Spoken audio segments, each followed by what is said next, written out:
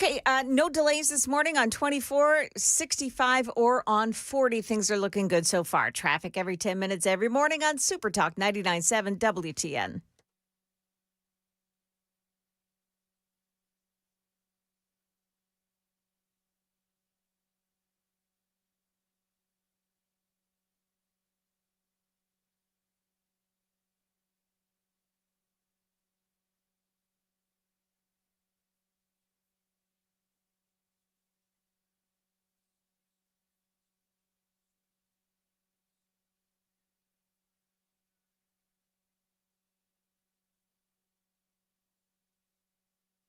.506 Nashville's Morning News on Super Talk 99.7 WTN. Good morning to you, folks. Hope you are doing well, and welcome on in to a Thursday, April 23rd, and there is a lot going on. Joan, you had a lot of news in there regarding Iran. Oh, yeah. I've got a lot, too. You know, somebody, a fellow talk show host, not here, but we all communicate, and somebody sent me a note this morning, does a show in another market. And literally, he was serious. He said, there doesn't seem to be a lot going on with Iran today. And I'm like, well, I don't know. I've got like half a page of notes. So Yeah. there isn't a lot, but there is a lot going on. I heard you mention the possibility that maybe some talks could begin as early as Friday, as in tomorrow.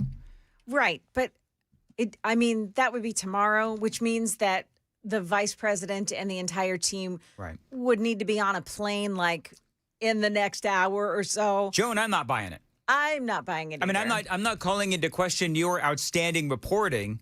I'm just saying that I'm not buying it. I don't know. Even Donald Trump.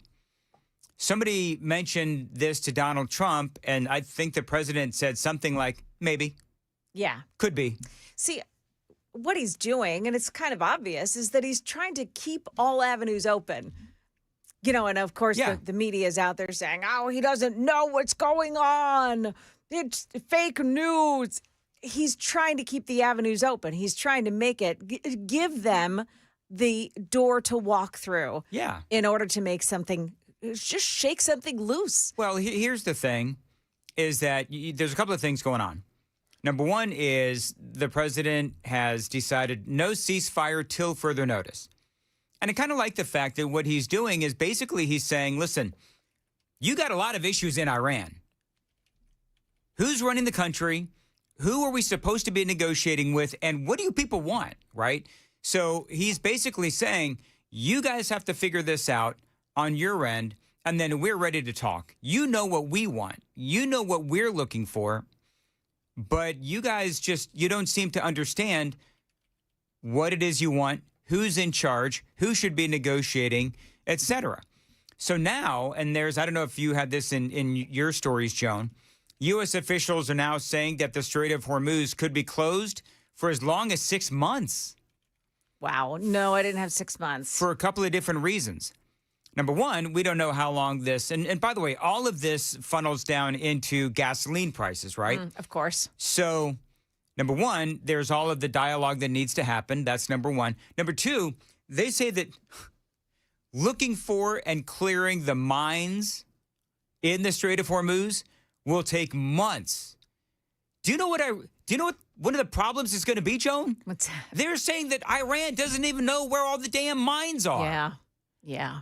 How do you not know where you dropped the mines? I mean, you keep hearing about how this is a narrow strait, a very narrow waterway.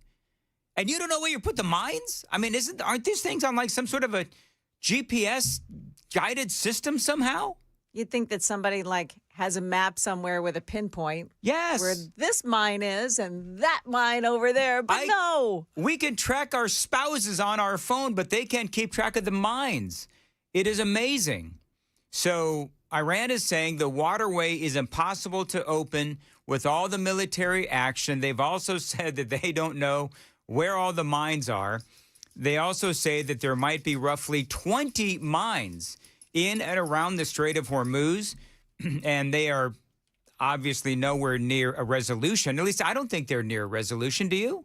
I mean, they can't even decide on the Iranian side. They can't even decide who's in charge. Yeah. Or whose decision it is to consider what we are proposing.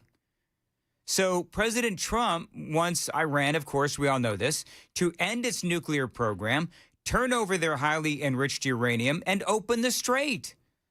Iran has closed the strait. The U.S. has their ports closed. So if we allow the Iranian ports to open, then Iran will open the strait. But Trump has said no way on opening their ports. So here we are. Do you know what I would be interested? Hey, Sam, let's do a Daily Dan poll. Let's do the Daily Dan poll. Should President Trump open the Iranian ports so Iran will open the Strait of Hormuz? Because I think that if that is the big holdup, obviously, that's the big holdup. But, I mean, I'm going to argue with myself. I wouldn't do it. If I was Donald Trump, I wouldn't do it because you need to starve the Iranian government. Exactly. We need to be tough as nails. That's right, Joan. Wait them out. I mean, they're the ones that are suffering for it. They're financially. I didn't realize. I heard a report yesterday, and tell me if you've heard the same thing. And maybe this is common knowledge, and I just didn't know it. As the oil is coming out of the wells, it's filling their reserve areas where they store the oil. But that oil goes bad after about 2 weeks. Yes, you're absolutely right, Joan. Oh, yeah. So they're jamming their reserves, and they can't get it out. Yep. They're going to have to cap all the wells, stop pulling any oil out of the ground. I mean, this is devastating for them. If I hear one more ABC reporter talk about how this is like hurting the United States so badly, I could just scream. No, you know, it's so funny. So my gas station, I don't know, folks, if you've noticed this at your gas station. My gas station where I live, because I go to one particular gas station. Yeah.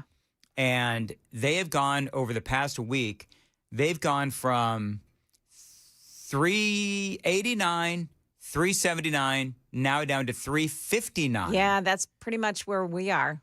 Okay. Yeah. So it's going down. It's going down. It's going down. And that's good news. Yeah. Now, you know, for the Iranians, you know, you're talking about and we spoke with EJ Antoni yesterday about all this. So their infrastructure and really a lot of the infrastructure in the Middle East has been damaged by all this. The Iranians, of course, have been bombing other Middle Eastern countries, you know, in the region. So, you know, they've been bombing these, you know, United Arab Emirates and some of these nations that have their own oil facilities. Iran has been trying to take their facilities out. So basically, the entire oil-producing infrastructure in the Middle East, one way or another, has been impacted. And you're right about the oil that is in these storage containers or whatever you call them. And that goes bad. And so as that oil continues to go bad, that then impacts the storage containers or whatever you call them, that is holding all of that oil.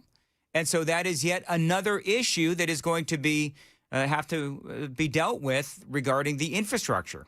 So I don't know. Caroline Levitt, by the way, she had this to say yesterday in front of the White House. Obviously, there's a lot of internal fraction and internal division, which, again, just proves the effectiveness of Operation Epic Fury in the first place. Their regime and many of its leaders for nearly 5 decades have been wiped off of the face of planet Earth. So, again, the president's offering them a little bit of flexibility because we want to see a unified proposal to the president's very strong proposal. And he's made his red lines very clear. Again, the United States maintains control over this situation, leverage over the Iranian regime. Not only have they been significantly weakened and obliterated militarily, but they are losing economically and financially every single moment that passes with this blockade. So the president is going to continue to lead the free world, to run the United States of America as we await the Iranian response.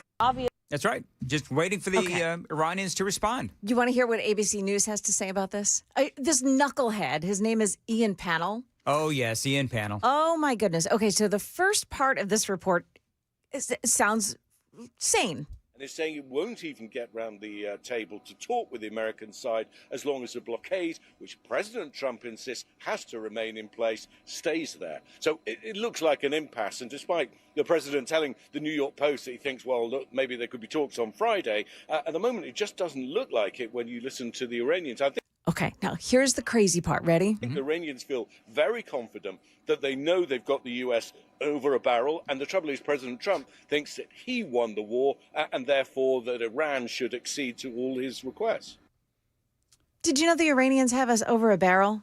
No, I didn't. Well, if I listened to Ian Panel, Yeah. apparently they do. By the way, one of the things I thought was interesting, can you play that first cut again? We're going to... The first part of it? The first cut you played. Play that again because he enunciated, he hit one word that kind of gave an indication that he's on the Iranian side on all this. Yeah. Play it again. And it's saying it won't even get round the table to talk with the American side as long as the blockade, which President Trump insists has to remain in place, stays there. So it looks like an impasse. And despite the president telling the New York Post that he thinks, well, look, maybe there could be talks on Friday, at the moment it just doesn't look like it when you listen to the Iranians. I think.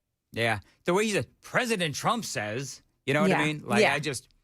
Oh, he's very dismissive of President Trump. Are there no... Very. I don't know. He must be based out of like the UK or something. Ian Panel? He is in the Middle East. That's pretty much all I know. Don't let him back in America. Totally kidding. I'm okay with that. Totally. I'm okay with that. All right. It is 5:16, and is there anything going on the roadways? No. So you may run into that work zone on 24.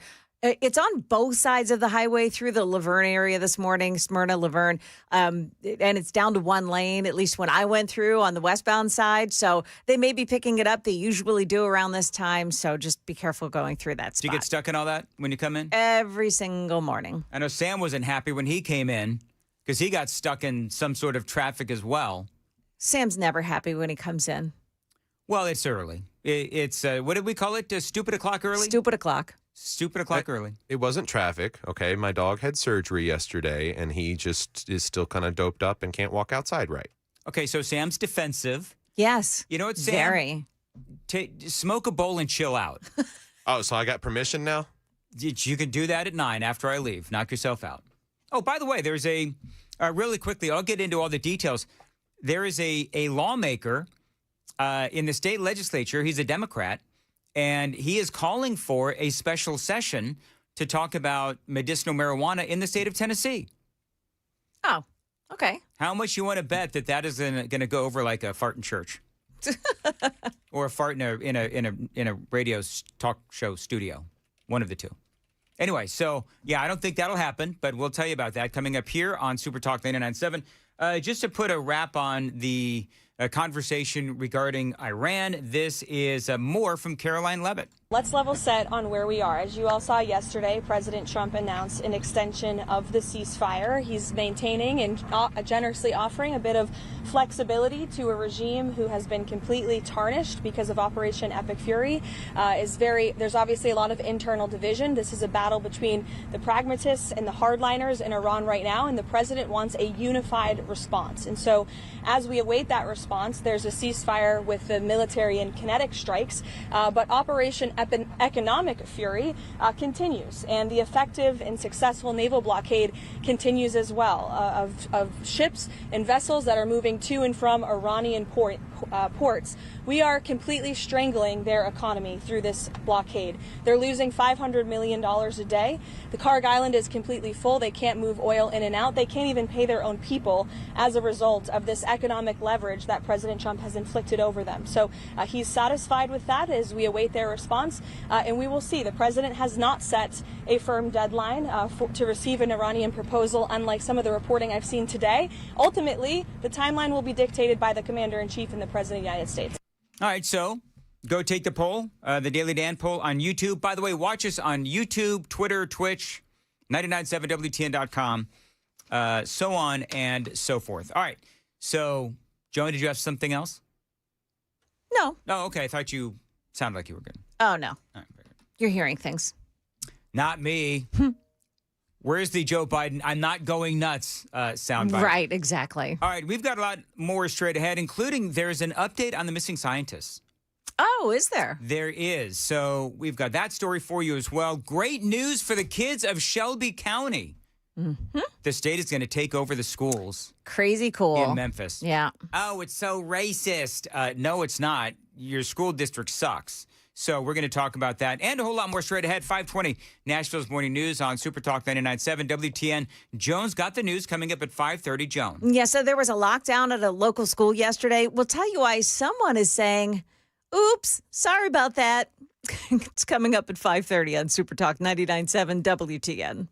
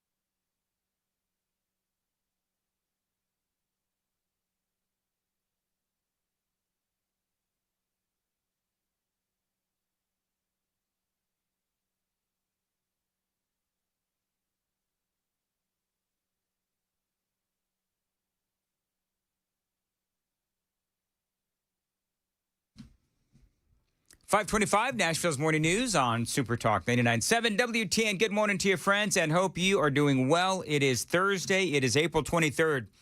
So, Joan, we had a Daily Dan poll this morning, and the poll, tell me, if you would, Ryan, who is training this morning. So, Ryan, how did we frame the poll, and what are the results? All right. It says, should Trump open the Iranian ports so that Iran will open the strait? And so far, it doesn't tell me. Actually, it does. You got 32 votes so far, and out of them, 31 are affirmative, 69 are negative. Percentages. So 31% say that we should allow the ports to be open. That is correct. Okay. So basically, majority of people then agree with what Trump is doing right now, which is keeping their ports closed. And that, of course, means the Strait of Hormuz is closed as well. Okay. Thank you, Ryan. Appreciate it. So we all remember this moment where Joe Biden talked about what happened in Charlottesville, Virginia. Remember this? I made the decision to run for president after Charlottesville. Close your eyes and remember what you saw. Neo-Nazis, white supremacists, and the KKK coming out of the fields with torches lighted, veins bulging, chanting the same anti-Semitic bile heard across Europe in the 30s. All of that, by the way, paid for apparently by the Southern Poverty Law Center. Man, they are just vile as all get out. Now, if you don't know what's been going on, the Southern Poverty Law Center, they've now been indicted on federal fraud charges, alleging it improperly raised millions of dollars to secretly pay leaders of the KKK and other hate groups, they say, for insider information, according to Acting Attorney General Todd Blanche. You know, this wouldn't be so bad. And, you know, Brian called it, and I would agree with him, you know, sort of a false flag operation. And basically it's being framed as, okay, so the Southern Poverty Law Center has been paying these groups to do these dirty deeds so that then the SPLC would have something to cover and groups to target. By the way, there's other indications that the Southern Poverty Law Center and all of this money that went to these groups, well, now prosecutors are alleging some of that money was used by these extremist groups to carry out other crimes. So the quote was, Todd Blanche, we talked about this yesterday, the SPLC was not dismantling these groups. It was instead manufacturing the extremism it purports to oppose by paying sources to stoke racial hatred. It was hate on the march, in the open, in America. Hate never goes away. No, because the Southern Poverty Law Center was paying the hate to stay. You know, here's the thing. Remember that Joe Biden, you know, this was, Donald Trump, good people on both sides, which everybody knows. It was like the day that all that went down. I remember in the days that followed, I remember because I listened to that whole speech by Donald Trump when he said there were good people on both sides. And I saw how the media was spinning Donald Trump's speech and about how they would cut it off right there, as opposed to letting the entire, passage play where it was clear that Donald Trump was talking about the people on both sides, where there were not extremists on both sides. And Donald Trump made that perfectly clear. But people like Joe Biden, people like the mainstream media, people on the left politicized that statement by Donald Trump by taking it way out of context, basically lying about what he said. Joe Biden even based an entire political campaign on it. When he said that his granddaughter sat on his lap and asked him about Donald Trump saying there were good people on both sides. And it was that moment that Joe Biden decided that he was going to run for president. All of that was paid for by the Southern Poverty Law Center, it would appear.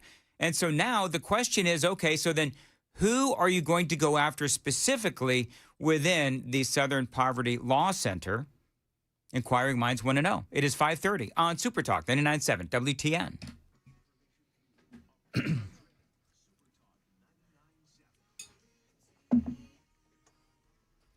Good morning. It's now 5:30, and I'm Joan Jones with your top stories. Partly cloudy today. We'll have a high of 81 degrees and could be some strong thunderstorms that arrive here tomorrow night.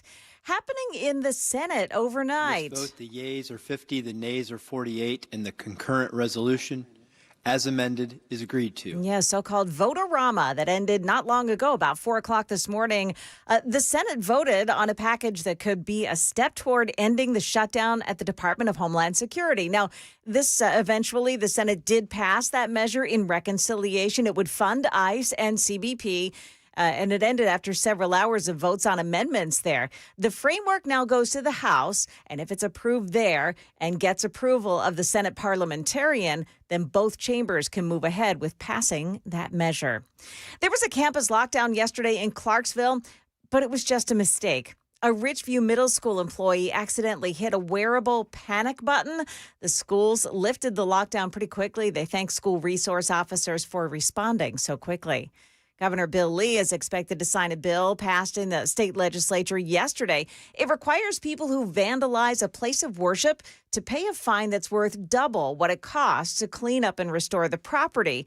The bill passed the House unanimously yesterday. It was passed in the Senate last month. And over to Virginia, a circuit court judge ruling that the Democrat redistricting referendum that voters passed on Tuesday was unconstitutional, citing rules that impose certain requirements that the referendum didn't meet. The judge also ruled that there can be no stay pending a final appeal. That is the latest news. Stick around for your traffic next. I'm Joan Jones, WTN News.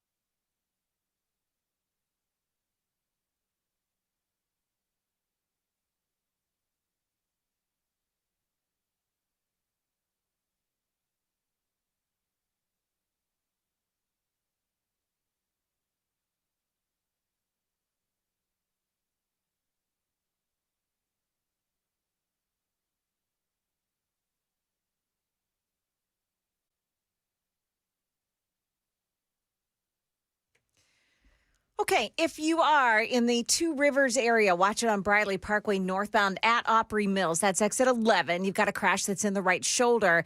And then westbound on 24 in the East Bank area, right at James Robertson Parkway, an accident. That's exit 48. Traffic every 10 minutes every morning on Super Talk 99.7 WTN.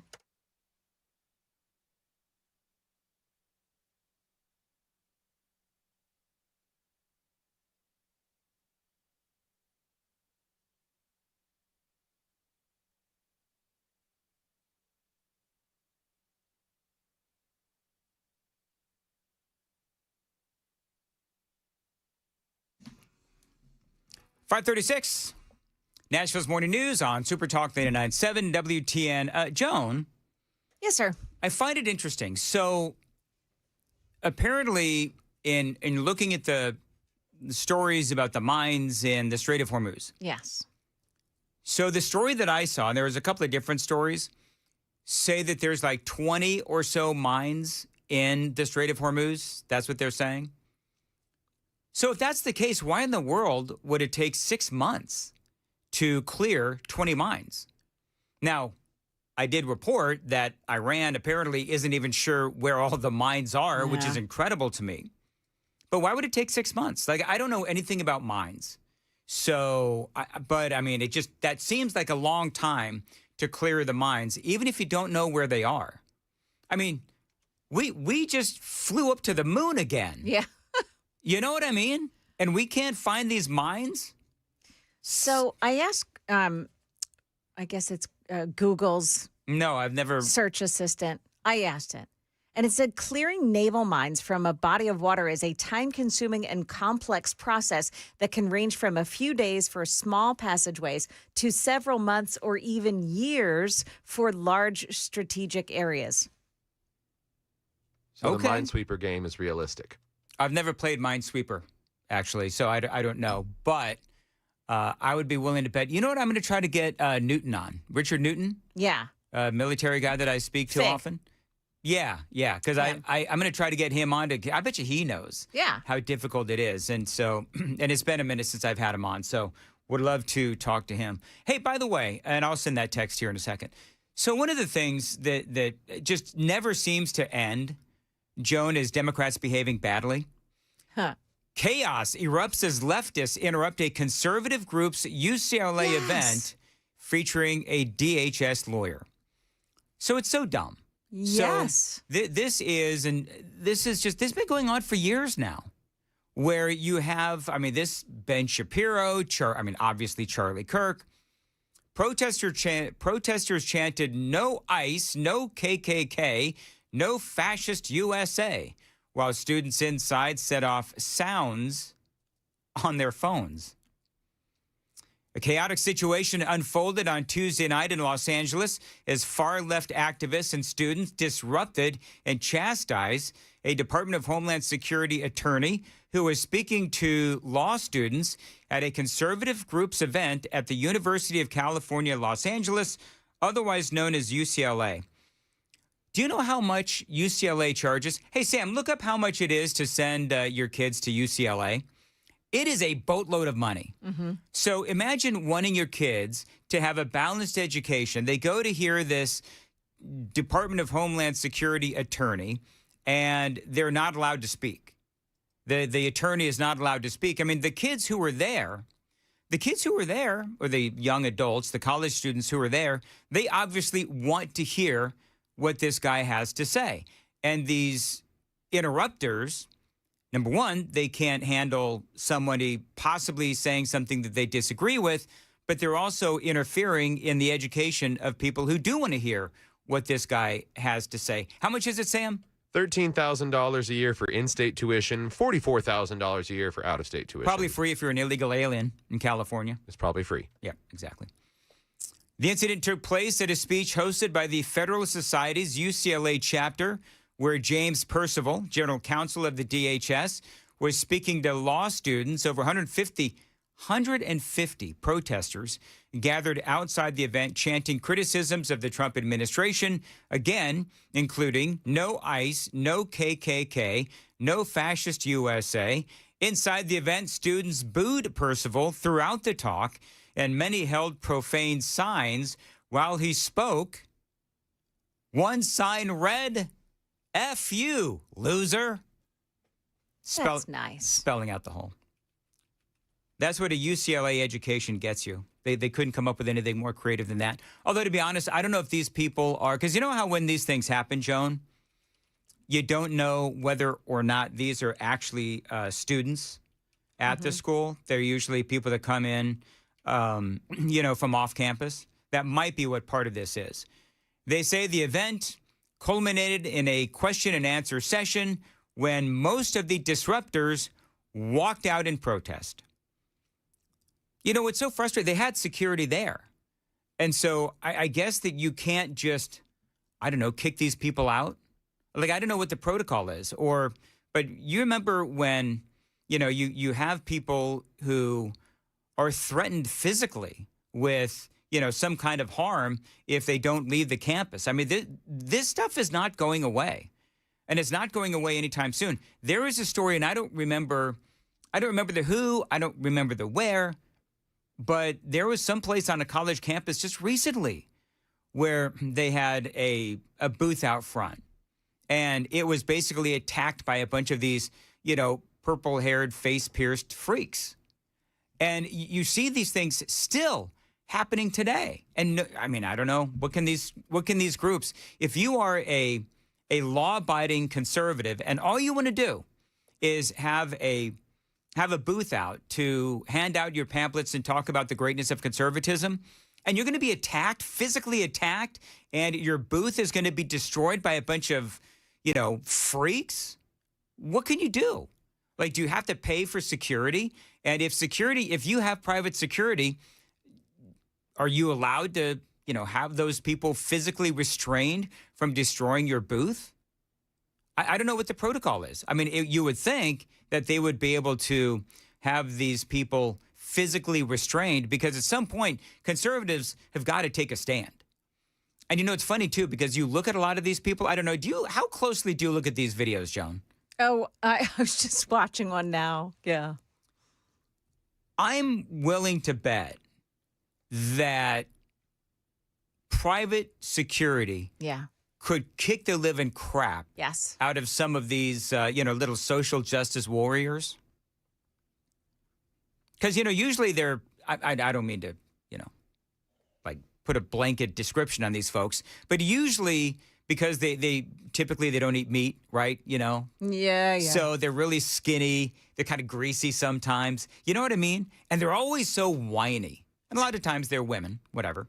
But listen, if you are a conservative and you have a booth at a college campus, I would think that you are well within your right to be able to physically restrain some of these people from destroying your property. Like, why couldn't you?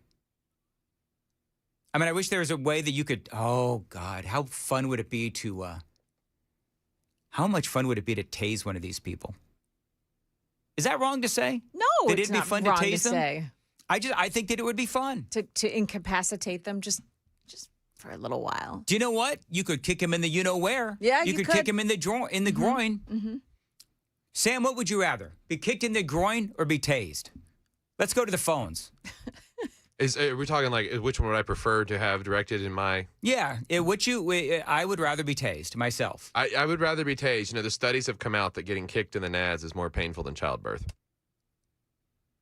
I've never given childbirth, but I have been kicked in the groin, and it is something you never forget. Try getting seesawed there. Seesawed? What does that mean? A kid jumped on the other side of the seesaw as I happened to be standing over it. That was not fun.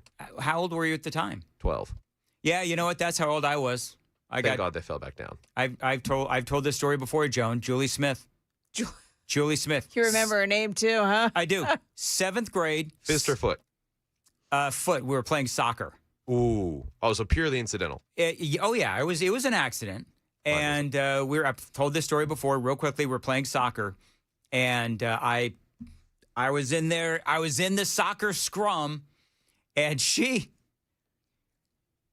tried to kick that ball, and she missed the ball, and up her foot goes, and boom! boom, right into my, Oh, boy. All right, look. And my voice has been high ever since, Joan. Yeah. So that's all nice and everything, but listen, until your little body pushes a 10-pound child out of it, I don't want to hear anything about it. Yeah, but Joan, you've got medicine that you can take to numb that pain. Did you know that on some people it doesn't work? No, I didn't know that. I've never heard that. I'm calling fake news on that. Mm-hmm. Sam, you want to fact check Joan on that? Really? It doesn't work? On some people, it only works on half of your body. Let me tell you straight something. down the middle. Let me tell you something, Joan. There is not a breathing exercise available that will take away the pain of getting kicked in the you-know-where. Mm-hmm. And it lingers for a while. It really does. Now, you women have to go through, and I'm trying to think back to my childbirthing years with my wife, with my first Your wife. ex-wife. Ex-wife, thank you. And I mean, the pain doesn't go away for like hours on end. Well, like my daughter just had a baby a couple years ago. And yeah, it goes on for a long time. So, yeah. And then we do it again. Why is that? That's one of the things I've noticed. I haven't figured it out. Yeah. Like my daughter, she's, after the first one, you know what she said? After the first one, my daughter said, never again. Yeah. That's what she said. She's pregnant never now. Again. Yeah. She is now, and I don't think I've even talked about this on the air. She's 8 months pregnant now. Yeah. So in another 4 or 5 weeks. It's funny that both of our daughters are about to have a baby at the same time. Really? Yeah. Okay. Very good. And she told me, she said, Dad, you've got to be in the room again, the delivery room. Oh, that's nice. Well, I have a function. I have a purpose. Do you know what that purpose is? I think I mentioned this before. So, number one, the fact that I'm going to be now a grandfather 2 times over is stunning to me because I don't feel like a grandfather. But the first time, Peter, her man, is very squeamish. Like he almost passed out in the. I've got it on video. He almost passed out the first time in the delivery room. Yeah. So he wouldn't cut the cord. The umbilical cord. Really? So they, of course, I didn't know all of this was coming. They hand me the scissors to cut the umbilical cord. Yeah. And so the nurses took a video of me cutting the umbilical cord. That is really difficult to do. Yeah. Like, the only way that I can describe it is take a dull pair of scissors and try to cut some grizzly raw chicken. That's how it feels like when you're cutting the umbilical cord. So my daughter said, yeah, you need to be in the delivery room again, Dad, because once again, you need to cut the umbilical cord. So that's what I'm going to do. I'm going to cut the umbilical cord. I always make sure, that I'm up by her shoulders. I don't want to see any of that action going on down there because that is some rough stuff, man. I'm just going to tell you. That is rough stuff. But, so I'm up there by her head, moral support, all that kind of stuff. And there you go. And by the way, you know what baby number 2's name is? Number 2. Number 2. Yeah. No, it's not. They refuse to come up with a name. What? Yeah. They are like, you ever get in a situation where you are faced with like a really tough, like life-changing decision and your mind just sort of stops and you can't come up with a decision? Yeah. They can't come up with a decision. Wow. Yeah, it's crazy. I've given them like 3 or 4 really good names. And is this a boy or a girl? It is going to be a boy. Okay, another boy. 2 boys. Okay. Yeah. So, which is good because they've got all the boy clothes already, and so they almost named my first grandson. They almost named that poor kid Axel. Oof. Listen, I'm neutral on this. I don't want any problems. It was Peter, her man that wanted Axel. She put her foot down and said, "No, we're not doing that." And so they came up with what they named him, which is a Jameson. Very, very nice. The complete opposite of Axel is Jameson. So it's number 2 until we can figure out. I know that they're not listening because they don't listen and they're up in Indiana. So we're going to get them a baby blanket. You know what it's going to say? Number 2. Because that's the only reason we want that's the only reason why we want a name, to have the baby blanket made. Now, you made number 2 a beautiful blanket, as a matter of fact. Oh, thank you. Yeah, she loved it, as a matter of fact. So anyway, whatever. It is 5:51, Super Talk 99.7 WTN, trying to get Richard Newton, General Richard Newton, on to talk about demining the Strait of Hormuz. And so we'll see if I can get him on this morning. There's a lot going on. We have new intel on the missing scientists. We're going to talk about that. We've got Iran every single day.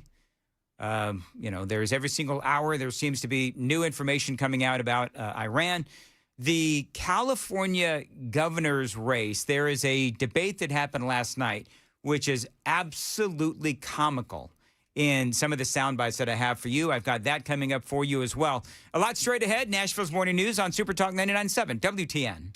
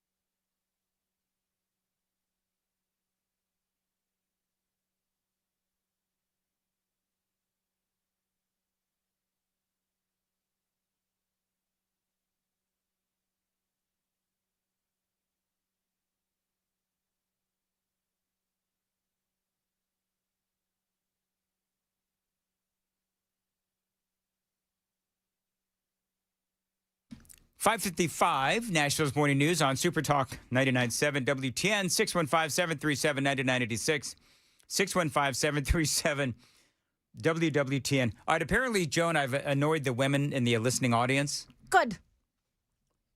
Stop talking, Dan. This isn't going to end well for you. Comparing getting kicked in the groin with having children. I know. Knew the girls would rally. I love 6789. De mine de straight. See, that's funny. De mine de straight. All right, very good. There is a lot going on. By the way, we're talking kind of all fields in the previous segment, but talking about the chaos erupting as leftists interrupt conservative group's UCLA event featuring a DHS lawyer. Do you know what's interesting? Do you remember at the height of all of this stuff that was going on? Because I think here's my question. Has some of this, Joan, abated? Has some of this stuff just sort of like stopped happening now? Or is it just we're so used to the insanity now, you know, things like that happen at Riley Gaines and all that? Are we now just getting so used to, you know, this as the normal order of things that we don't really pay much attention anymore? Or is it happening less and less? Like I'm trying to figure it out because I haven't seen stories like this. But again, at the same time, unfortunately, I hate to say this, but I'm not shocked by it anymore. Yeah. And because I'm not shocked by it anymore, it's just like, oh, look, it's another day in America, another college campus, another conservative event that is, destroyed by a bunch of leftists. And I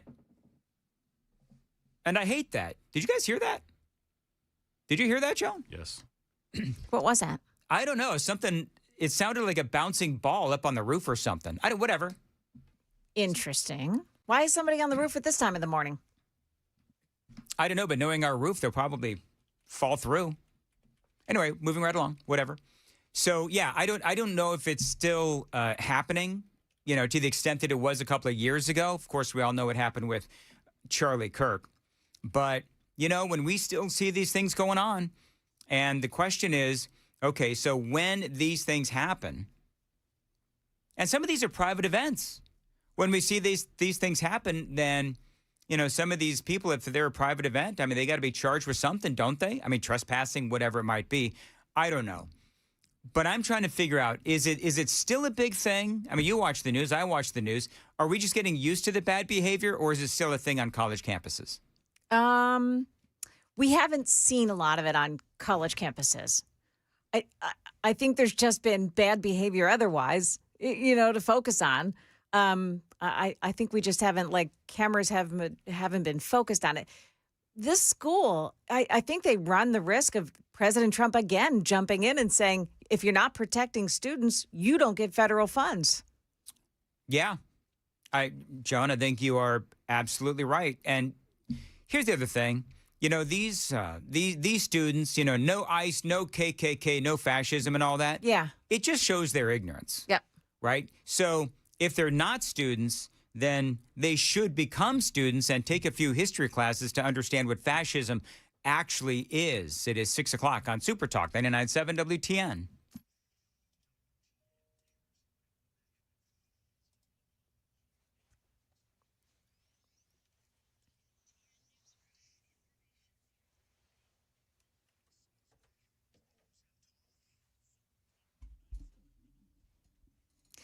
Good morning. It is now 6 o'clock, and I'm Joan Jones with your top stories. Senate Republicans used their razor-thin majority to push through funding for ICE and Border Patrol during a late-night marathon, and it ended around 3 o'clock our time this morning. Using the budget reconciliation process, it cuts Democrats almost entirely out of the process. Senate Minority Leader Chuck Schumer on what happened last night. Not for families struggling with the high costs of childcare, groceries, gasoline, electricity, but for pumping $140 billion towards rogue agencies. Yeah, there were two Republicans who voted against the measure. It was Rand Paul from Kentucky and Lisa Murkowski. Senator John Kennedy nearly derailed the vote by insisting that the SAVE Act be attached to this legislation Ultimately, that move failed. It's going to have to be taken up in a separate vote. In Antioch, a man has been charged in the death of his girlfriend. Metro Police saying that Darius Summers stabbed Ashley Davis to death. Metro detectives arrested Darius Summers. They say he stabbed Ashley Davis inside their Antioch apartment earlier this month. Summers was found at his mother's home. That was on Wednesday afternoon, and he had a stolen pistol on him. Holly Thompson at WSMB4. Now, Summers is a convicted felon, so he's prohibited from possessing a gun. His bail has been set at over $1 million. Market numbers brought to you by Beacon Capital Management, online at beaconcm.com. Stock futures suggest a lower opening after Wednesday trading saw new records. The S&P rose 1%, the Nasdaq Composite 1.6% yesterday, both hitting new high watermarks. The Dow gained 341 points to close at 49,490. Still, uncertainty about the U.S.-Iran conflict has energy markets in turmoil. The price for a barrel of Brent crude oil, the international standard, climbed to nearly $102 as investors wondered when the war with Iran might end. The Trump administration may be close to a rescue deal for struggling Spirit Airlines. Sources tell ABC News a bailout plan could be announced as soon as today, despite pushback from several Republican senators. The prediction market Kalshi has suspended accounts belonging to 3 congressional candidates. Ezekiel Enriquez of Texas, Matt Klein of Minnesota, and Virginia's Mark Moran wagered on the outcomes of their elections in violation of Kalshi's rules. Jim Ryan, ABC News. Right now, stock futures pointing down with the Dow futures minus 342. That's the latest news. Traffic is next. I'm Joan Jones, WTN News.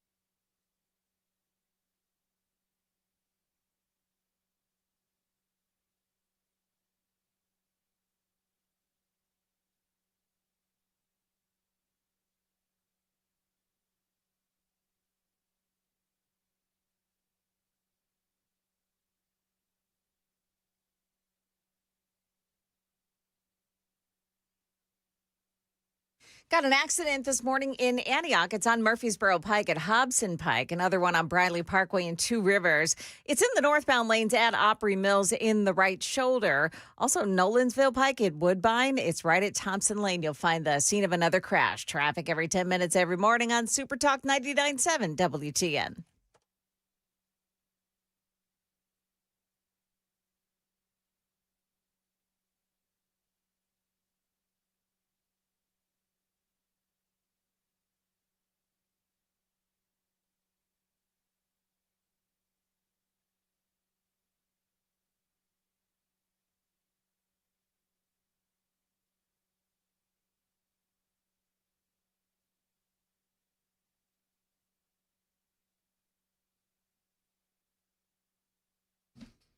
6:06, Nashville's Morning News on Super Talk 99.7 WTN. Good morning to your friends. Hope you are doing well, and welcome on in to Nashville's Morning News. The Super Text line is up and running this morning, 615-737-9986, 615-737-WWTN.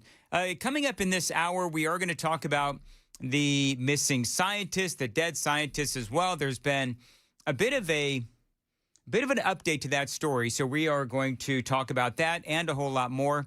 I do want to play some audio only because it's so funny. This audio from the California governor's race, and they had a big debate, and this was last night where they had Xavier Becerra and some of these other folks up there on the stage. And one of the many topics that they discussed, and I don't have time to play all of it, but one of the things that they discussed was something that we've discussed here on Nashville's Morning News, and that is truck drivers who cannot speak English. Now, you know that part of this discussion is that in California, that's where a lot of these illegal aliens get their driver's licenses. And so this is a big deal in California. One of the things that California does not do is they do not really enforce the federal law that people who get driver's licenses have to speak English. And this is happening in California, and California has been basically ignoring that federal mandate. We also know, because we've covered it here on Nashville's Morning News, that there's a lot of truck drivers who have been able to get those CDLs in California. They don't know how to speak English. They don't know how to read the road signs, and then they horrifically end up killing American people. And these drivers, they go all across the country. Many do get their licenses in California. Again, cannot speak English, cannot read English, and not even citizens. So all of that, but California allows them to get behind the wheel of an 18-wheeler. It is insane. So what did they say when this came up? This is, and I need some video here, guys. This is Tom Steyer, who is a millionaire billionaire, oddly enough, bizarrely enough, endorsed by socialists, but he said this about that. Mr. Steyer, where do you draw the line on this? Should language proficiency for truckers be strictly enforced, even if it means that some of them will probably lose their jobs? You have 60 seconds. Look, I agree with what was said, which is we don't know the context of this stop. But what I can say is this: racial profiling is illegal. And in fact, picking on people based on the color of their skin in the state of California is illegal. Do you know what's weird, though? Like, right now, California does not have a standalone law for truckers to know English. As a matter of fact, their CDL test comes in 20 different languages. Now, again, federally, yes, commercial truck drivers have to know English. They have to be able to read and speak English. But California, they don't follow the federal rules. And so does that impact people here in Tennessee? Does that impact people all across America? Of course, because people have been killed all over America from these illegal alien truck drivers. It is terrible. So you heard what Tom Steyer has to say. This is Xavier Becerra, also running for the governorship for the state of California. Should the CHP be giving English proficiency tests to truck drivers? And if not, would you as governor push back against the Trump administration on this policy? You have 60 seconds. I would definitely push back on the Trump administration on, again, a reckless policy.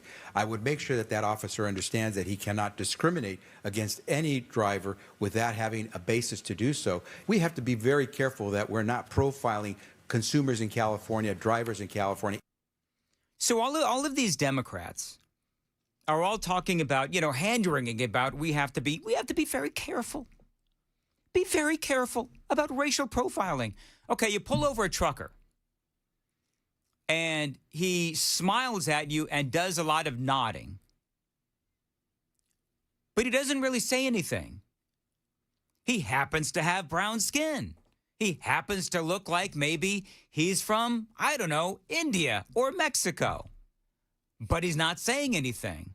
Is it okay then to, you know, maybe start asking him some questions in English? Is it okay then maybe to have him read something on a piece of paper? This whole hand-wringing about racial profiling is so dumb. And by the way, all we're talking about is following federal law. You just heard Xavier Becerra say, oh, well, it's reckless. It's a reckless policy by the Trump administration. Is it really reckless to simply want truck drivers to be able to read English, speak English as well, in case they get pulled over? In case they need to, read a sign? I would submit that it's actually reckless, Xavier Becerra. It's actually reckless to put thousands of non-English speaking, non-English reading illegal aliens behind the wheel of 18-wheelers. That's reckless, Democrats. And so what they're doing is they're hiding behind this accusation of racial profiling. Now, again, what I don't get is that we're talking about mandating truck drivers be able to read and write English so that they can follow road signs. You know, let me ask this question. Let me pose it this way. Who can't speak English? Anyone? Anyone? People who come here from other countries. I mean, that's just common sense. So I'll tell you what, as someone who has covered this for quite some time, just give everyone the test. So if you pull somebody over, hand a white guy a bunch of words on a piece of paper, English, and see if they can read it. If they can, great. Hand it to the brown-skinned guy. If he can't read it, then guess what? He is an illegal alien or he's here on some sort of a visa, but he is unable to read what is on the piece of paper. Therefore, because you're testing everybody and it takes literally all of 60 seconds, then there's no discrimination. There's no racial profiling. Problem solved. Now, Steve Hinton, of course, you know who he is. He's the Republican, one of two Republicans who is in the race. Lo and behold, Steve Hinton actually had some common sense for the rest of the people in the room. Listen to this. So I've discussed this with someone called Marcus Coleman from Bakersfield. His beautiful daughter, Delilah, was put into a coma by someone driving a truck. An illegal immigrant, didn't speak English, and his daughter now disabled for life. That's what we're dealing with here. It is completely ridiculous that we have people driving on our roads who can't understand road signs and can't speak English. So, yes, of course, and I've discussed this with my friend Sean Duffy, the Transportation Secretary, we will not be issuing commercial driver licenses when I'm governor to people who are illegally here and who don't speak English. That is obvious common sense. Mr. Steyer. That common sense in the state of California. He's right, obviously.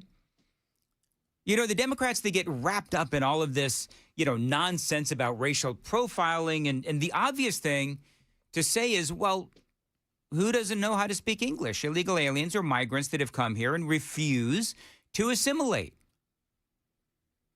And I say migrants instead of illegal aliens because some of these folks do come here on visas. That doesn't mean that they're illegal aliens.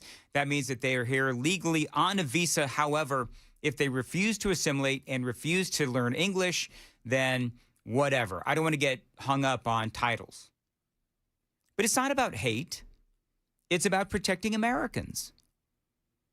Do you know how much money California has lost in federal funding for not cracking down on this issue? $200 million. In New York, $74 million they have lost in federal funding for not revoking. Listen to how rampant this is in these Democrat-run states. In New York, $74 million has been lost because they didn't revoke, listen to this number, 33,000 illegal licenses from immigrant truckers who cannot speak English. I mean, that's the headline from the New York Post. $74 million lost in federal funding. That is insanity.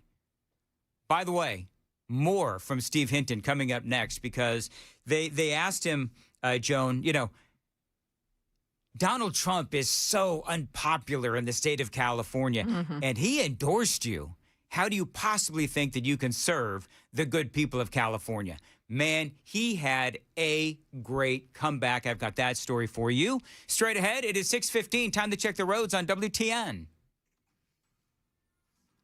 Antioch, Murfreesboro Pike, there's a crash at Hobson Pike. Emergency crews on the scene. Woodbine, Nolensville Pike, watch for an accident at Thompson Lane. Two Rivers, Bradley Parkway northbound at Opry Mills. There's an accident on the right shoulder. I'm Christy O'Brien.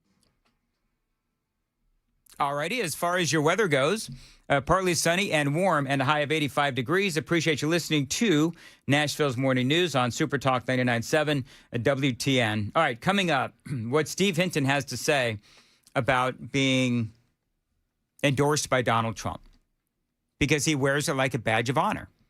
But one of the things about just putting a final bow on this whole situation regarding illegal alien truck drivers, in Tennessee, we do allow driver's licenses for lawful permanent residents who might be from other countries. We talked about how the state legislature wants English-only driving tests. We talked about that quite a bit yesterday. If you missed that part of the show yesterday, go listen to the podcast. It's really good if I do say so myself.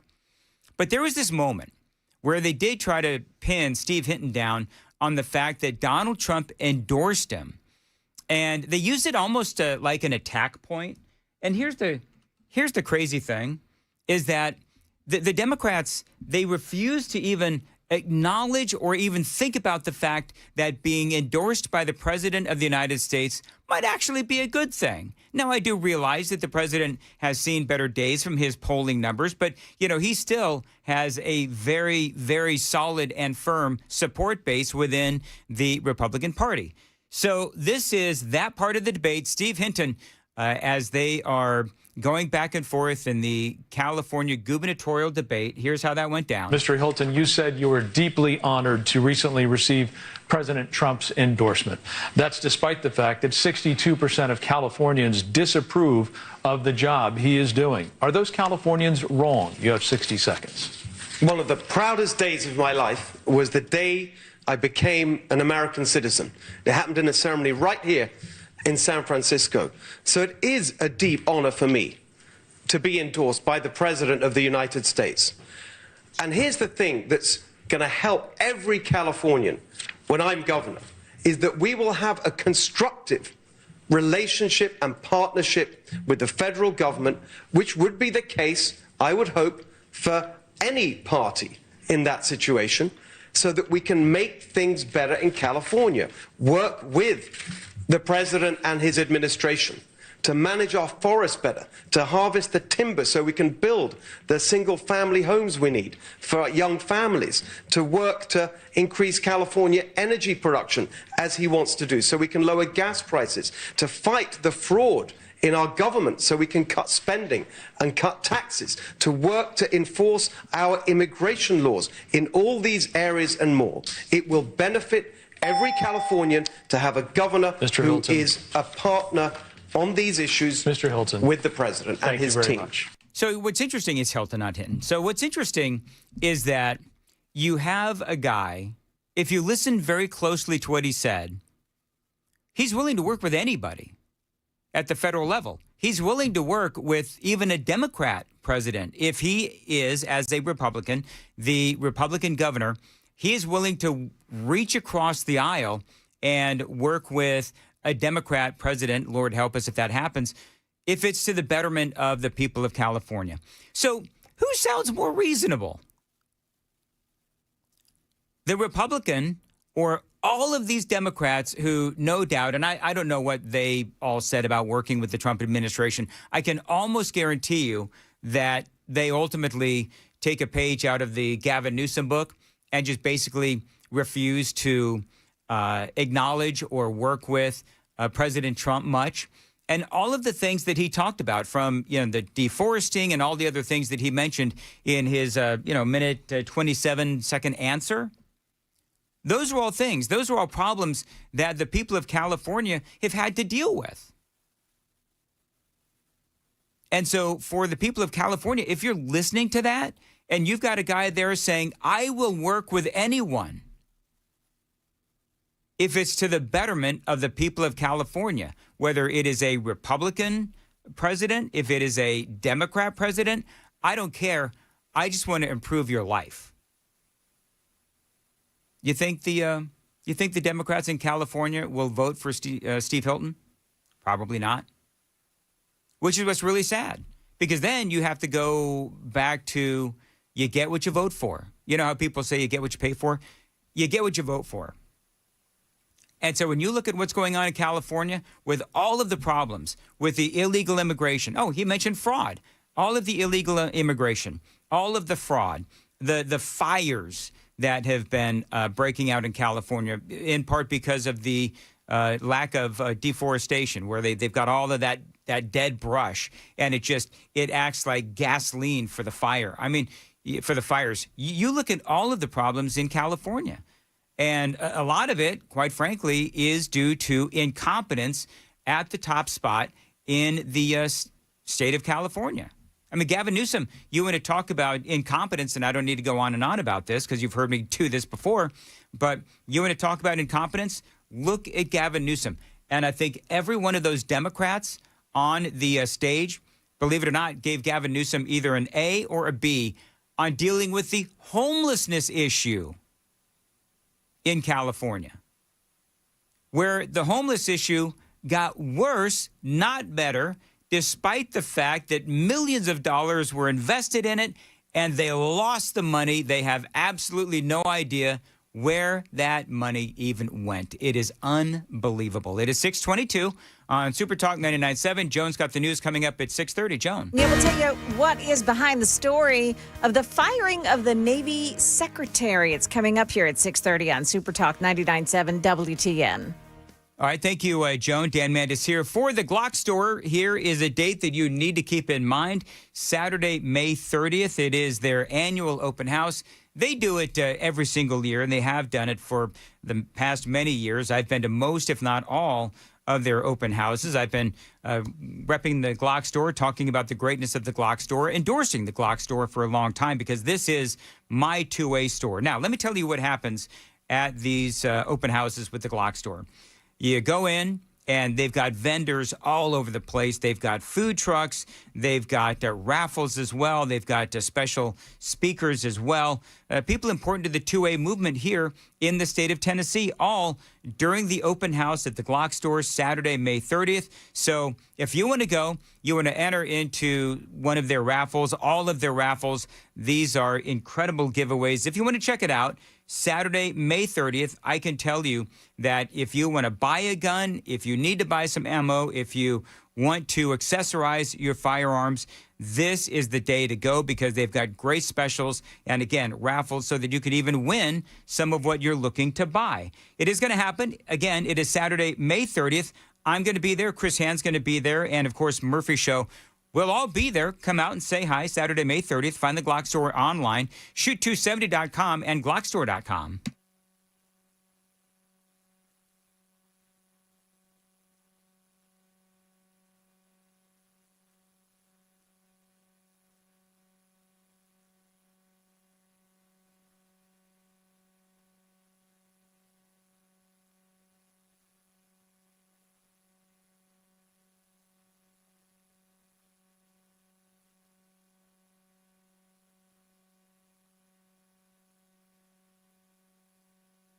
$624 Mark Spain Real Estate. Skip the spring cleaning and sell your home hassle-free with the guaranteed offer from Mark Spain Real Estate. Dan Mandis here. Now, the spring real estate market is in full swing.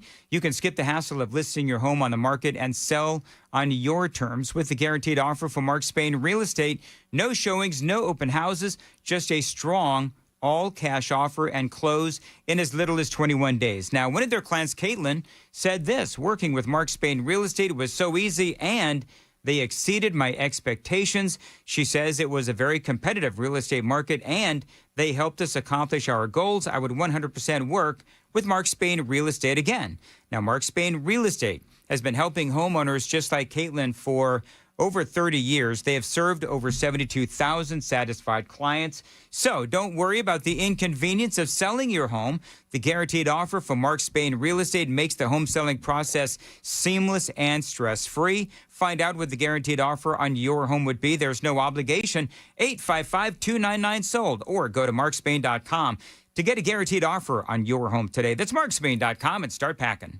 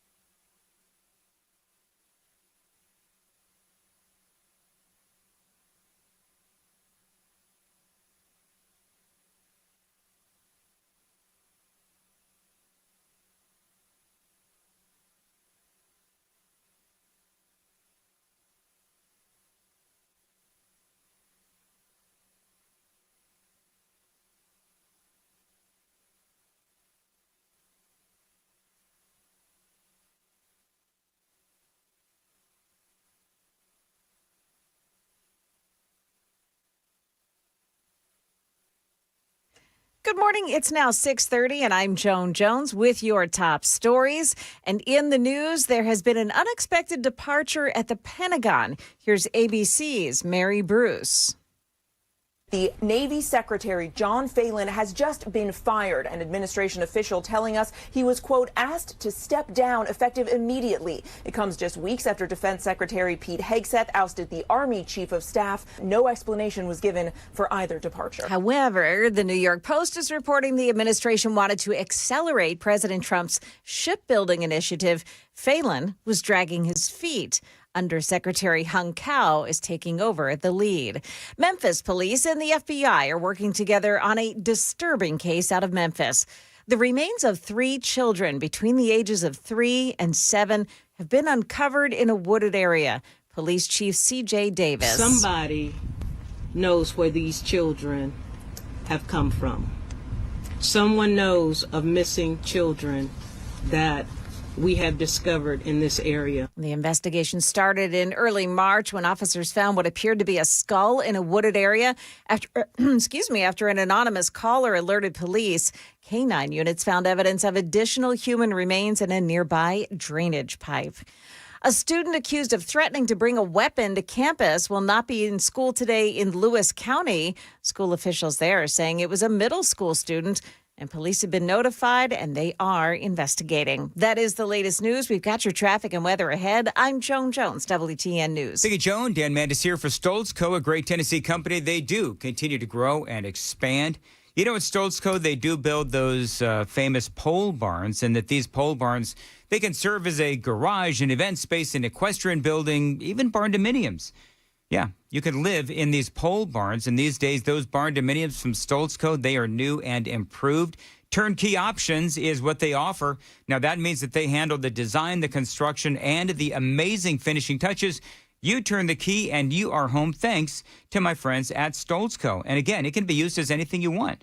So if you've got some land that needs a building for whatever you want, call my friends at Stoltz Co. That phone number, 615-622-5992, 615-622-5992. You can also find them on Instagram and Facebook to see examples of their incredible work around Middle Tennessee. STOLTZCO, StoltzCo.com.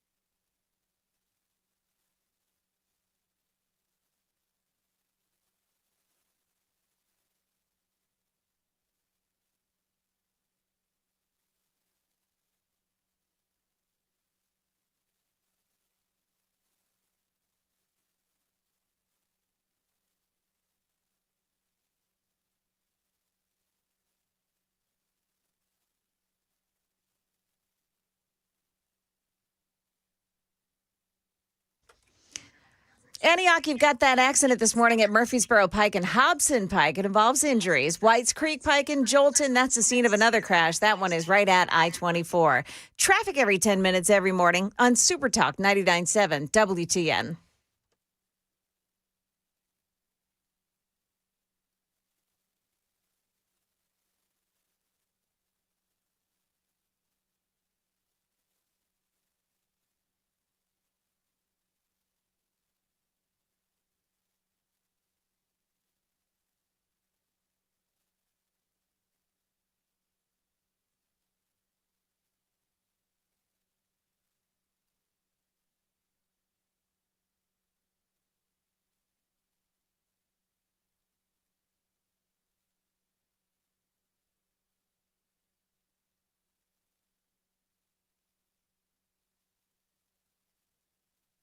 .634 Super Talk 99.7 WTN. Super Text line is open, 615-737-9986.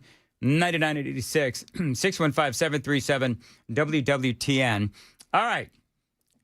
Joan, you and I were talking earlier about the missing scientists.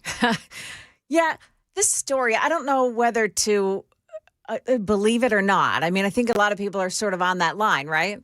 Yeah. You know what? Let's do, you want to do a Daily Dan poll? Let's do a Daily Dan poll real quick. Oh, that's a good one, yeah. What should the question be? Do you believe that the disappearance or deaths of all of these missing scientists are connected. Yeah. Because isn't that what it is? All right. So this is the headline from the Daily Mail. Do we have another NASA scientist that has gone missing or dead? And that's now, I think we're up to what, 12? So you know the story by now. Yeah, they keep on, but however, they keep adding people to the list. Like, I think it started with 6, right? And so now it's crazy. But here's why. Is because what's happening is they're looking back on the deaths of people that have been affiliated with NASA and the nuclear program that may have died in like 2023 or 2024. Yeah. And they're looking back and now and they're like, well, maybe that person is connected to all of these others as well. What was the exact title you wanted for the damn poll? Are they all connected? Or do you believe that all of the missing scientists are connected? Sam, help him out. So this morning, there's another name out there. Joshua LeBlanc, 29, was found burned beyond recognition in the wreckage of his 2021 Tesla Model 3 on July 22nd of 2025 in Huntsville, Alabama, according to local reports. Now, his family reported him missing at 4:32 a.m. Eastern time that same day. It was not until 2:45 p.m. that his charred vehicle was found. Now, again, you may be asking, okay, what's new to this story? It's actually old news. Well, it's because media outlets are really just now starting to put all of these things together. Some of these scientists, they are connected, and some of these people aren't. And by the way, it's also worth noting, Joan, not all of them are scientists. That's the other thing about this, too. Yes. Where some of them are, I would say, the equivalent of like, working in an office, working in the mail room. I'm just kidding. Well, no, not the mail. Not quite, but you get what we're saying. Yes. It's like, okay, they're not all scientists. Some of them may work as like an assistant, maybe a researcher, maybe somebody who works in like a lab, but may not be connected to the actual research. But here's what's interesting. Family members said, as far as this guy LeBlanc, family members said the sudden trip was never planned because he hopped in his car and went to the airport, and his car was parked in the airport for like 4 hours. And then next thing you know, it's in flames and dude's dead and burned beyond recognition. At the time of his disappearance, relatives told the local media there they suspected that he may have been abducted from his home, noting that his phone and his wallet were still inside his home. And that's one of the other things that has been similar in a lot of these different cases is these people leave without their phone, sometimes without their keys. And, one guy left without his medication. One guy left without his cigarettes. So none of this makes any sense. According to this guy LeBlanc, the latest story that's come out, according to LeBlanc's LinkedIn page, he began working as an aerospace technologies electrical engineer at NASA in October of 2019. Electrical engineers in NASA's aerospace technology roles design, develop, and test hardware and software used in spacecraft, satellites, and ground support systems. Specialists in this field also play key roles in emerging technologies, including, wait for it, nuclear propulsion systems tied to deep space missions and the agency's Moon to Mars initiatives. LeBlanc's death has resurfaced as a growing number of unexplained deaths and disappearances involving scientists includes all of these other folks, and is drawing attention nationwide. So bottom lining it here is you have a bunch of people that know a lot about our nuclear program and about like UFOs and all that kind of stuff as well. And so President Trump, this is audio only. President Trump was asked about this. I think this was last week. What do you think is happening here? And do you think that this is connected or totally random? Well, I hope it's random, but we're going to know in the next week and a half. I just left the meeting on that subject, so Pretty serious stuff, but we're going to be hopefully, I don't know, coincidence, if you whatever you want to call it, but some of them were very important people, and we're going to look at it over the next short period. So that is Donald Trump, and now there is an official investigation or two that is going on. I do now have some video. So there's a lot of people that are saying, okay, this is all a coincidence, or the conspiracy theorists are trying to make something out of nothing. I guess these reports all sort of, the Daily Mail started putting all of this together. I happen to like, you folks know that I like the Daily Mail, but they're still a little tabloidy. I mean, they've got a lot going for them as far as news goes, but they do have an element of tabloid. But now it's gone on to the New York Post, Fox News as well. This was actually Will Kane's show. This was yesterday. With ties to national security just outside of Albuquerque, reports are that Stephen Garcia walked out of his home and then disappeared. He reportedly left behind his phone, his wallet, his keys, his car. What he did take with him? A handgun. So he leaves his house, walks out, and he leaves all of that stuff behind. The only thing that he brings is a handgun. He goes on to say that this guy Garcia may have intended to do harm to himself. Again, one thing that I've noticed is that some of these cases, they'll say this whole missing scientist thing is a conspiracy theory of some sort, nothing unusual. It's just another missing persons case.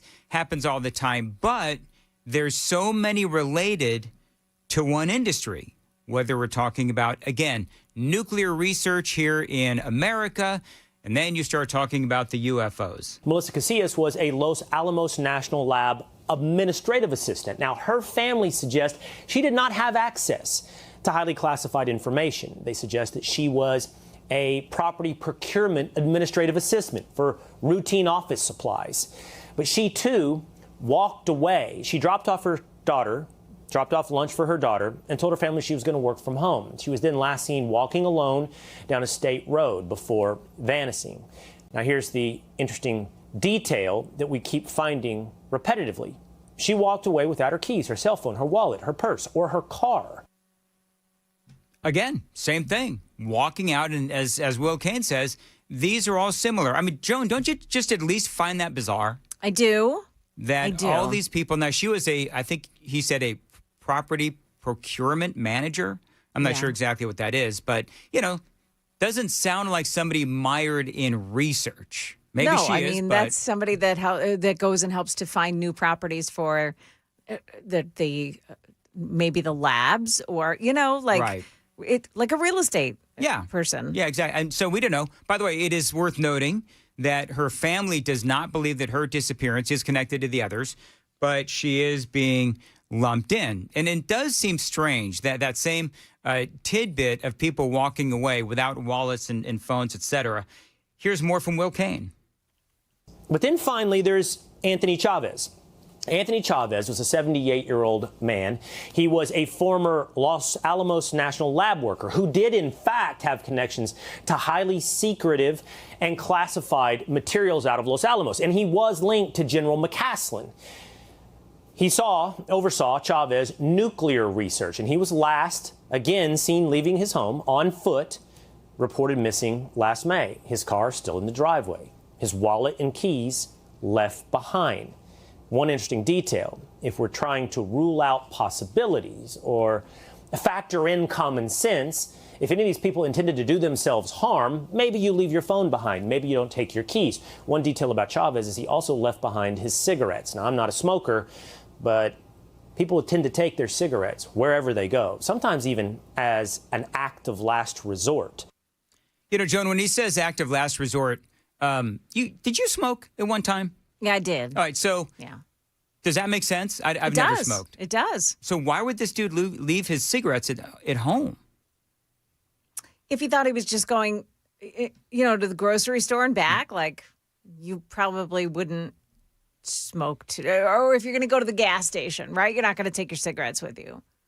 Are you sure? I used to date a woman who smoked many, many years ago, even before marriage number one. That woman took her cigarettes everywhere with her. It's one of the reasons why I broke up with her. So, I mean, it drove me nuts. So If you're just going out to do something quickly and come home, right? If you're not the kind of person that is a chain smoker and you need one an hour, whatever, you're just going to do something quickly and come home. Maybe you wouldn't take it in that case. By the way, you heard Will Cain mention this person, General McCasland, General William McCasland. Yeah. A little bit more on him coming up next, because he seems to be like the focal point where all of these other people seem to be connected to McCasland. So we'll talk about that straight ahead. 6:45, time to check the roads on WTN. Antioch, Murfreesboro Pike, an accident at Hobson Pike. We've got emergency crews on the scene. Two Rivers, Bradley Parkway, northbound at Opry Mills. Accident blocks the right shoulder. And Jolton, White accident at 24. I'm Christopher Bryan. Very good. As far as your weather for today, partly sunny, warm, and 85 degrees. Appreciate you listening to Nashville's Morning News. So General William McCasland, he was an engineer who led the Air Force Research Laboratory and worked on some really high-end secretive projects. And with him, same thing. Phone, glasses, devices, all left at home. He did take some hiking gear and a gun. Just like the original guy, LeBlanc, that we're talking about, one of the other guys, walked away from his home. All he brought was a gun, and McCasland apparently did the same thing. Now, McCasland, apparently he had some medical issues as well. He may have been disoriented. This is the guy who was speaking to some congressman about UFOs. This guy, McCasland, it looks to me like he's the highest ranking person that disappeared, and he's the one that all these other people seem to be connected to one way or another. And he was all about UFOs. He was all about alien intel as well. So now, what's going on? You've got 11, some, by the way, would say 12 scientists or people within this community that have worked research in our nuclear and or UFO, UAP programs that, suddenly die or disappear. So some say China, some say Russia, some say our own government. We talked to Chris Hand about this earlier, and we all said, I absolutely would not put it against our own government. But in the case of General McCasland, the FBI jumped into the investigation, which made a lot of people sit up and pay attention. Why would the FBI jump into what is basically a local missing persons report? Now, Eric Burleson is a guy, and I've been playing you his audio, the last couple of months, but he's a congressman out of Missouri, and he was on with Laura Ingraham talking about this just last night. It is really suspicious, Laura. I mean, we have a growing list of brilliant Americans who are working on breakthrough technology that was all critical to our nation, to our national security efforts. And at the end of the day, this nation is weaker because of the loss of these individuals. So it's a national security threat that this happened? Absolutely. And it just something that begs the question, what is going on here? Is there a connection between these mysterious deaths or missing persons? To me, the string of people that have left their homes without their car keys, without their phones, and left everything behind, that in and of itself is strange. I mean, Laura, when was the last time you walked out or anywhere without your phone? I mean, most people don't go anywhere without their phone anymore, and yet we had a series of individuals who did and then never returned. I mean, it is weird. So now the House Oversight Committee is involved as well. James Comer, this is his committee, and he's on this as well. And so you've got the FBI looking into this. You've got James Comer's committee, the House Oversight Committee. Of course, Donald Trump has been, again, talking about this as well. This was James Comer, and last soundbite here, but this is James Comer, and he is echoing what the congressman out of Missouri, Burleson, says, that this is a national security issue. Well, it does appear that there's a high possibility that something sinister is taking place here.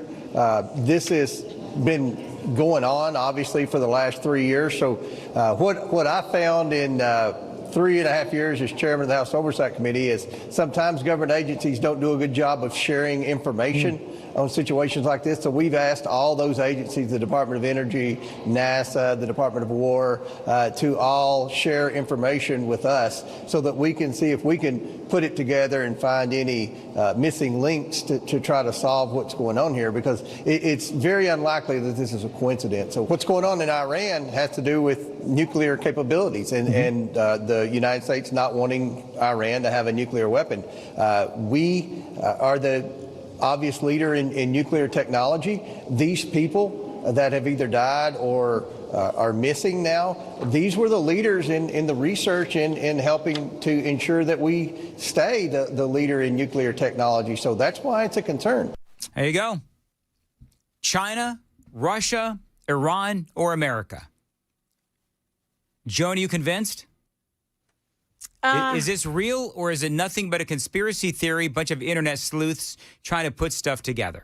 Do you ever get the impression that stories like this surface when, and this is such a conspiracy theory take, when the government doesn't want you to pay attention to what's going on?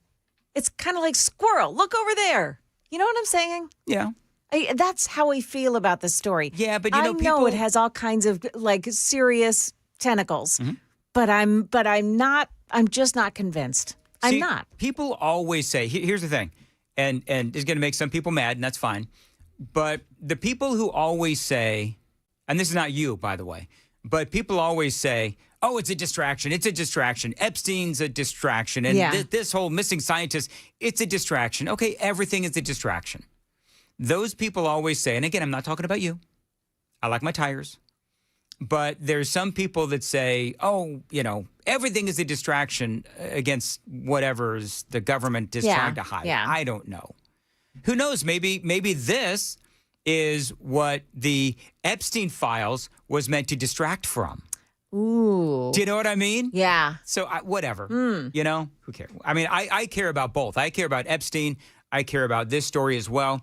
I just find this fascinating. Now, I don't know if anybody else, you know, finds this interesting, but people, you know, on the super text line have been asking me, hey, when are you going to talk about this again?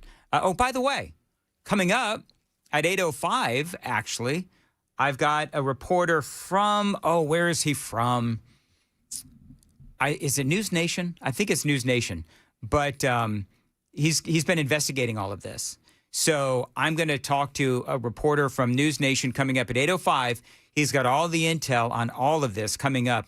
Really looking forward to that conversation. That is all straight ahead. It is 6:52 right now, and Joan's got the news at 7. Joan.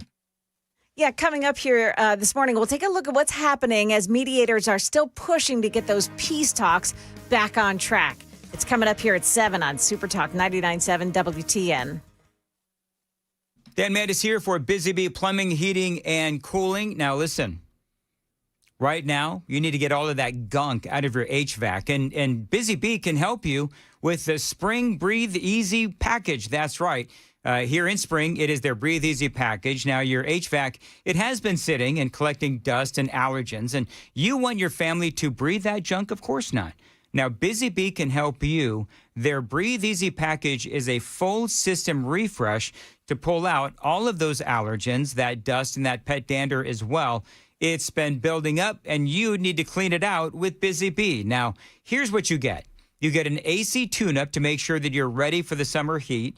They're going to check out your ductwork and clean out all of those allergens, all of that gunk that's in your system. Busy Bee is also going to go the extra mile and install a whole home germicidal system to help reduce those airborne contaminants. They'll even throw in a bonus deodorizer treatment as well. Gotta love Busy Bee. Now, right now, you can get that whole package for just $11.99 for 1.5 to 3-ton systems. That is a savings of about $600 and $15.99 on those bigger 3.5 to 5-ton systems, and that's going to save you around $500. Think about your air quality and call my friends at Busy Bee for their Spring Breathe Easy package. 615-775-7833, 615-775-7833, busybeehvac.com.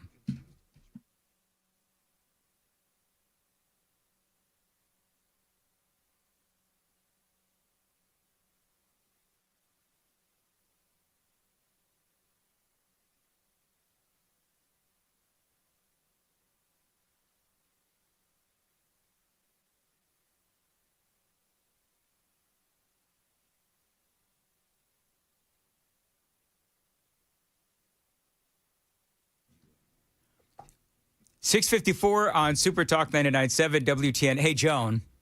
Yes. Did you see 49.99? No. If Dan says he's not talking about Joan, he's talking about Joan. I wasn't talking about Joan. Generator Supercenter. Dan Mandis here. Now, you know how many ways we can lose power, of course. We know them all here in Tennessee. Ice and storms and ice storms and snow and tornadoes, all of it. But there's one surefire way to get that power back on with a backup generator from the Generator Supercenter. Now, that's right. The Generator Supercenter is the nation's #1 Generac generator dealer. They feature turnkey installation, certified electricians, plumbers, maintenance and service after the install, and a whole lot more. Now, let me tell you how it works. It's very simple. The power goes out in your neighborhood. The power in your home is going to turn right back on thanks to your backup home standby generator from my friends at the Generator Supercenter. So if you're one of the many families talking about a backup generator, talk to the pros at the Generator Supercenter. Another reason to love the Generator Supercenter, their generators are made right here in the US of A. Now, they'll never leave you in the dark. Financing is available, and they're waiting for your call. 615-879-1952. As always, tell them Dan told you to reach out. 615-879-1952, Generator Supercenter of Nashville.com.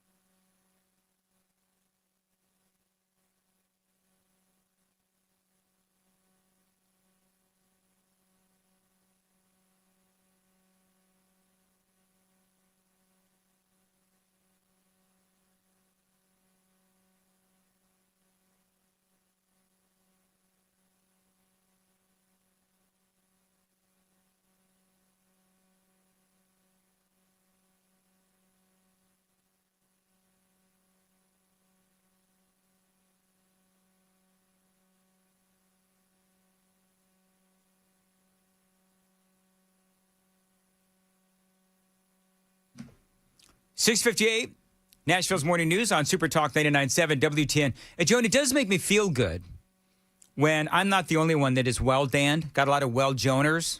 Really? On the, yeah. Because I saw somebody said I must not have been a real smoker. It's exactly right. Yeah. You were a poser. I'm a poser smoker. You're a poser smoker. No real smoker goes anywhere without their cigarettes. And admittedly, it has been, wait, how old's my oldest? 31 years because I quit when I wanted to get pregnant. So it's been a long time since I was a smoker. Okay. Very good. long time. Let's see here. 0180. As a former smoker, I didn't care where I was going. I kept my cigarettes with me all the time. My mom did. Lord have mercy, that woman. How she lived to be 80-something years old, I think 81, 82. How she lived to be that long. When she smoked for that long, she finally quit. But, oh, my Lord. I still remember the cigarette box, Joan. She smoked Kent's. Kent's, really? Yeah, in a white box. It's hardcore right there. Is that hard, or Kent's hardcore? I think so. And she was a nurse. Ugh. Anyway, no offense to smokers. I'm not hating. It is 7 o'clock on Super Talk 99.7 WTN.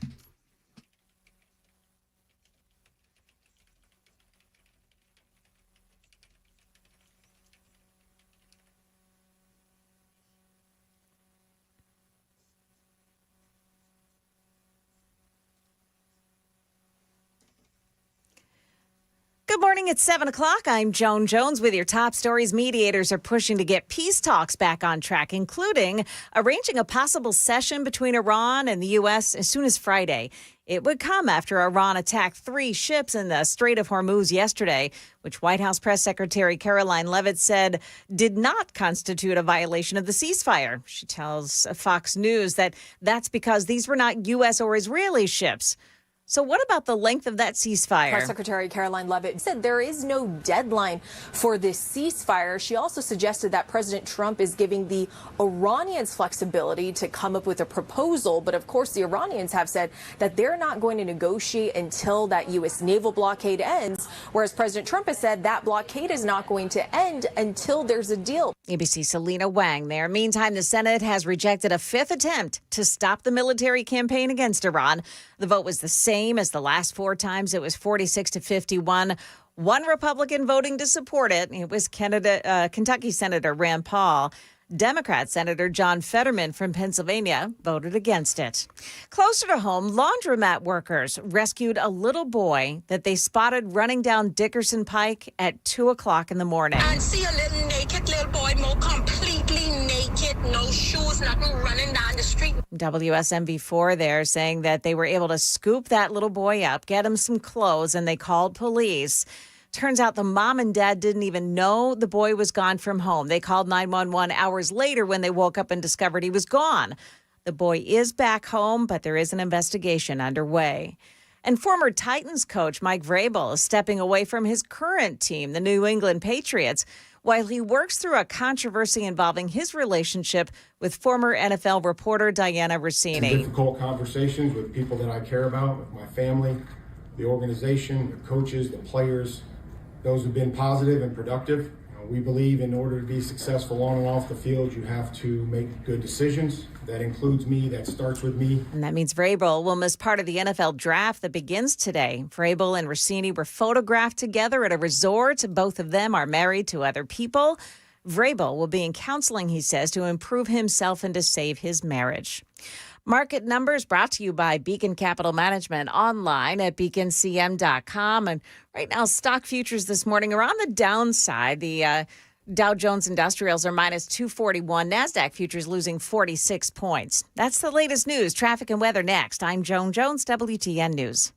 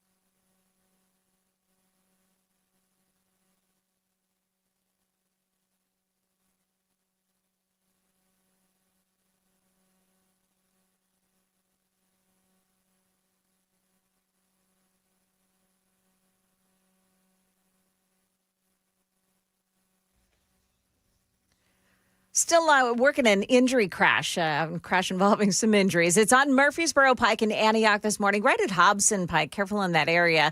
Looks pretty slow, too, on 24 westbound, but that's just normal volume delays at this point. In Jolton, there is a crash on Whites Creek Pike right at I-24, and one just in on eastbound 24 in East Bank at Spring Street, Ellington Parkway, exit 47A. Traffic every 10 minutes every morning on Super Talk 99.7 WTN.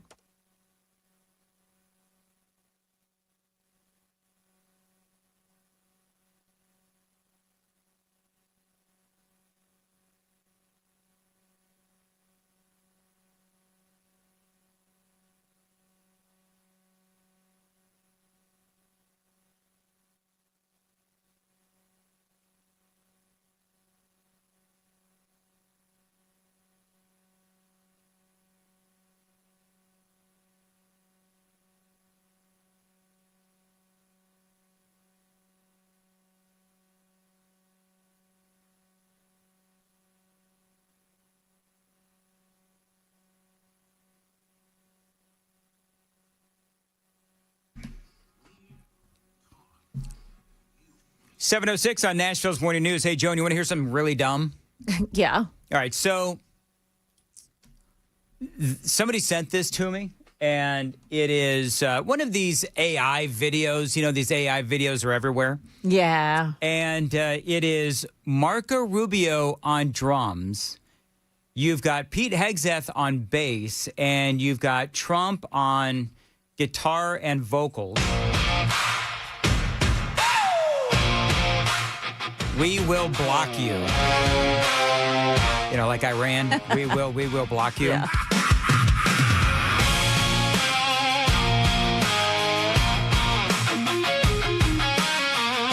If you're watching on Super Talk TV, you can see it's everybody playing their various instruments and so forth. Small state, big mistake. Playing with the drones, gonna seal your fate. You got threats on your feed, total disgrace. Talking about the straight like you own the place. We will block you. So I just think it's dumb. I don't know, dude. I mean, just because this whole thing has become somewhat of a cluster,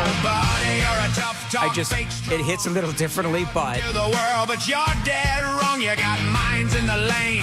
Big disgrace. We got carriers parked in your face. We will block you. I love AI though. I know. I do too.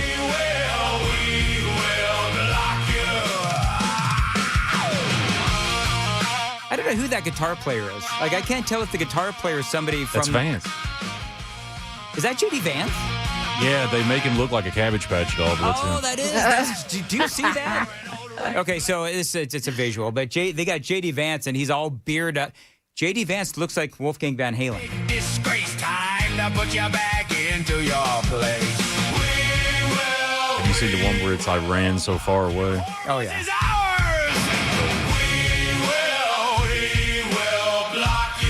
All right, so I'm done. Anyway. I was like propaganda. You know what I mean?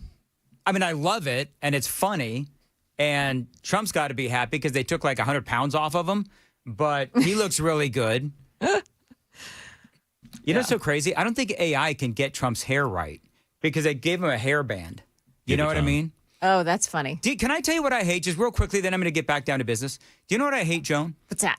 Is that, like, my Facebook feed is now nothing but AI videos. Yeah.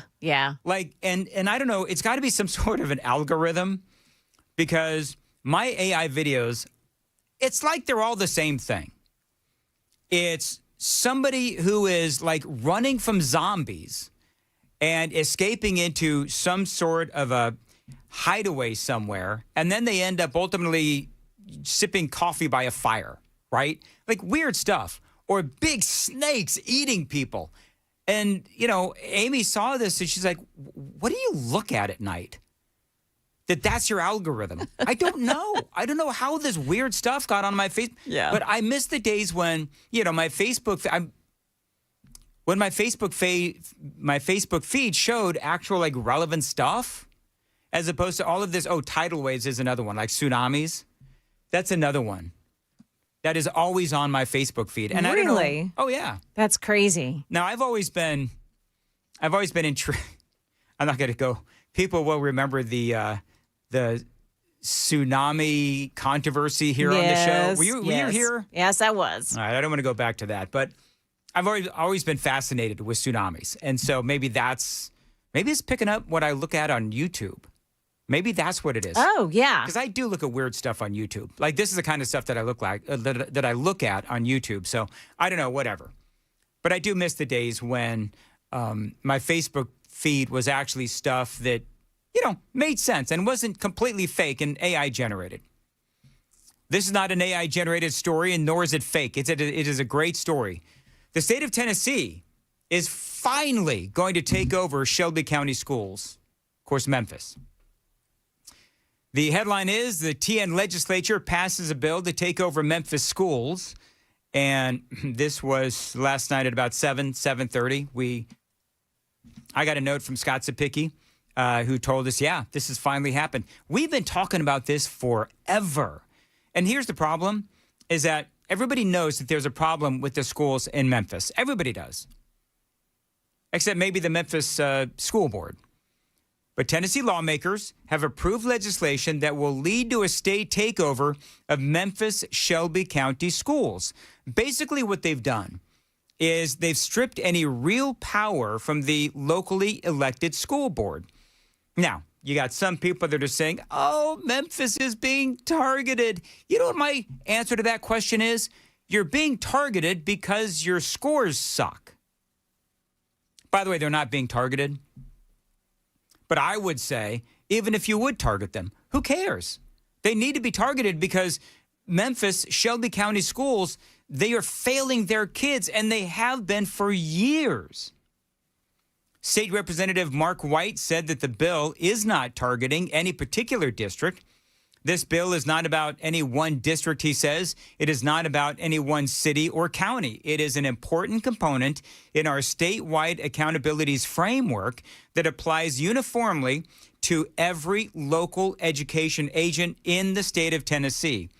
In other words, they're basically having sort of accountability points where if your district is experiencing these certain things, then you are eligible for a takeover. I mean, listen, if the school isn't cutting it and they're not trying to get better, then the decision needs to be made. Senator Brent Taylor, Republican, representing Eads and Memphis and Shelby County, spoke earlier yesterday and struck a similar tone, saying that the legislation is a statewide solution, quote, not focused on one district, despite the fact that one district has received all the attention.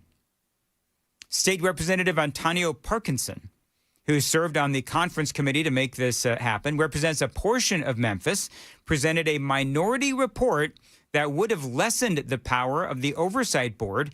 But if improvements were not made, the harsher GOP-backed proposal would have been put in place. Parkinson did say the legislation was unconstitutional, citing Article 11, Section 8 of the Tennessee Constitution, which bars the state of Tennessee from making targeting laws, which is why you have these lawmakers coming out and saying, we're not targeting Memphis. What we're doing is we're putting in measures of accountability. Parkinson says if a law is truly general, then any district that meets the criteria should be treated the same. So what are these measurements of accountability? What are these metrics? Listen to this. 50% or more of the students are not proficient in both math and English language arts testing. 50% or more of the students are not proficient for both math and English language arts. 50% or more schools receive a D or F from the state letter grade system. 25% or more of students are chronically absent. One or more schools are identified as a priority school. Memphis, they've been a priority school forever. So, yeah, it's about time. Anyway, yeah, they say one or more schools are identified as a priority school or has maintained priority status for each of the 5 immediately preceding years. They say the Commissioner of Education makes the determination that the findings of an audit conducted by the comptroller showed deficiencies in management, accounting, or internal controls, or finds waste, abuse, or financial mismanagement. Or finally, the Commissioner of Education determines that there have been more than 2 interim superintendents over the course of 4 years. Story goes on to say the politician we mentioned, White, still said the legislation does have statewide applications and that the state has a responsibility to hold school districts accountable. And again, the State General Assembly, they've been talking about doing this for quite some time. These 6 accountability measures are for the future, not just for this bill. If any district in the future falls into 4 of these 6, we need to look at it. White says we're failing the young people in Memphis. So you're talking about one district. He says, I'm talking about the accountability measure to have excellent education across the state. So basically what's going to happen, and this, I think this is great. If the state moves to take over a school district, a state-appointed oversight board will be placed as an oversight authority over the elected school board. The Speaker of the House and the Lieutenant Governor will each appoint 2 members, and the governor will appoint 5. Out of the 9 appointed members, 8 are required to reside within the county where the school district is located. 1 person on the board could reside outside of the county. And on it goes. But I think this is a great idea. This is the first step in trying to get Memphis schools back on track. Because let's be honest. I mean, you look at Memphis, and I learned one of my first days here in Nashville. One of my first shows, guy called up and said, "Yeah, if we could get rid of Memphis, our schools would be a heck of a lot better." But Memphis, their scores basically dragged down the rest of Tennessee. And there have been calls for, the state legislature to take over Memphis for years. It is 7:17. Time to check the roads on WTN.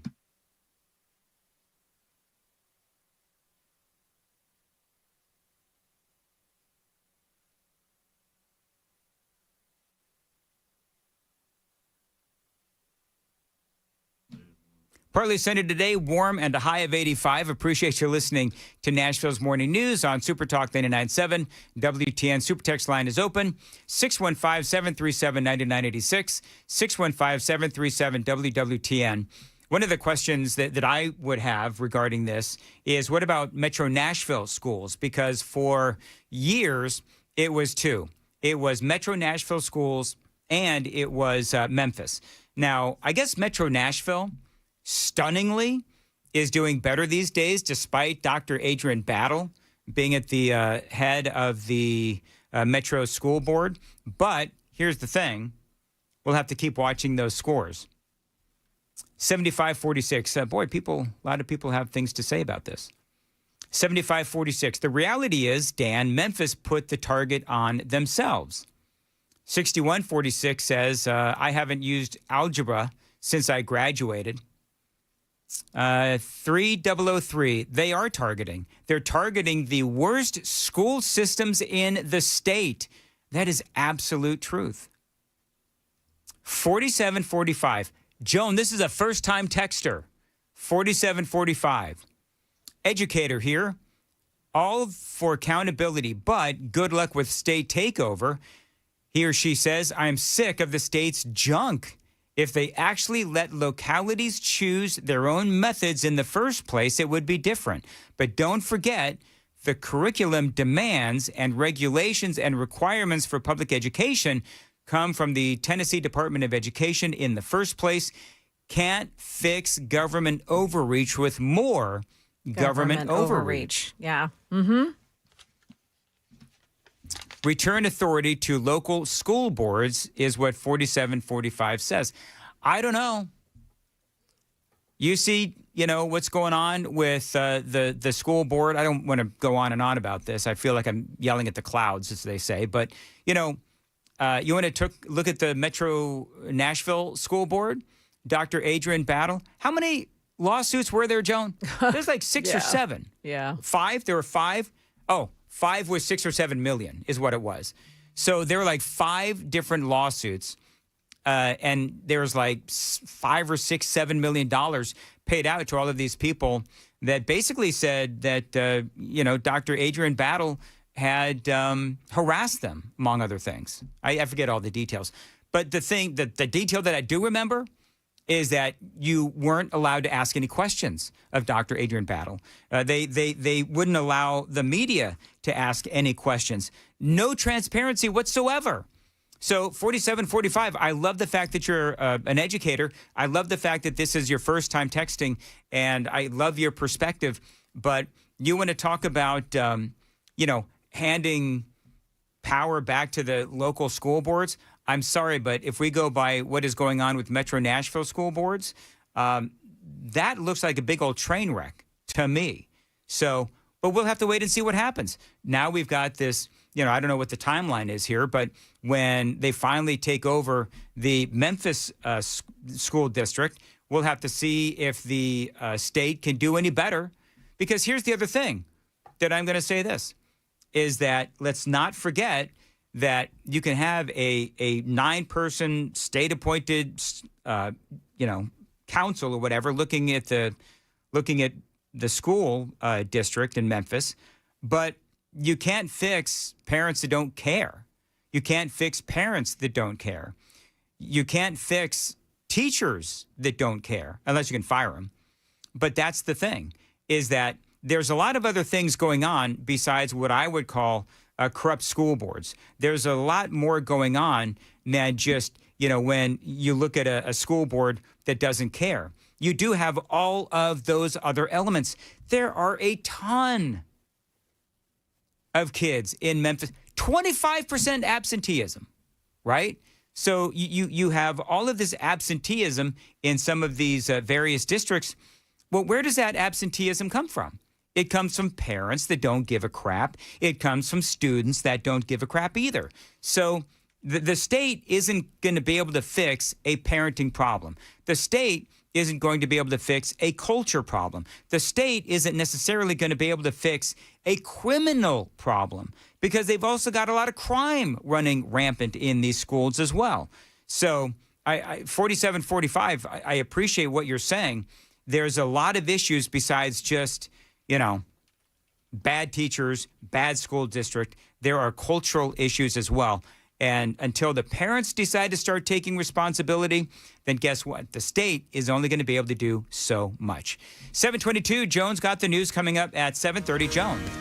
Yeah, Republicans just thumbed their noses at Democrats hoping to keep DHS shut down. We'll tell you how they did it coming up here at 7:30 on Super Talk 99.7 WTN.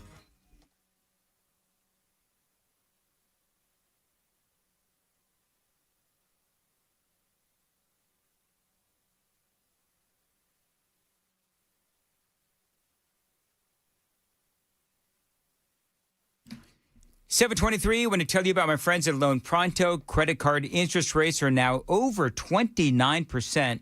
And most people right now, they're only making the minimum payments, so they're getting nowhere in paying down that principal and what they owe.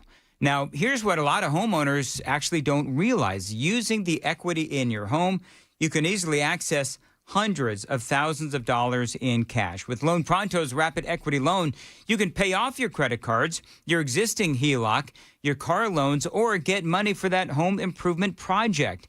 Now, one client working through Loan Pronto just got $100,000 approved, saved over $1,500 every single month. And the best part, with Loan Pronto, you can do it all from your phone with zero out-of-pocket expenses. No hard credit pull up front, no appraisal, no long, drawn-out bank process either, and no touching your first mortgage. Now, rates are at or near 3-year lows, so you really need to act right now. Go to loanpronto.com, see how much money you can get in about 60 seconds. Loan Pronto, 2,800 5-star Google reviews. Call them, tell them Dan Mandis told you to reach out. 615-499-5780, 615-499-5780. Find them online anytime. It is loanpronto.com. That's loanpronto.com. Equal housing lender, NMLS 166-1781, NMLSconsumeraccess.org.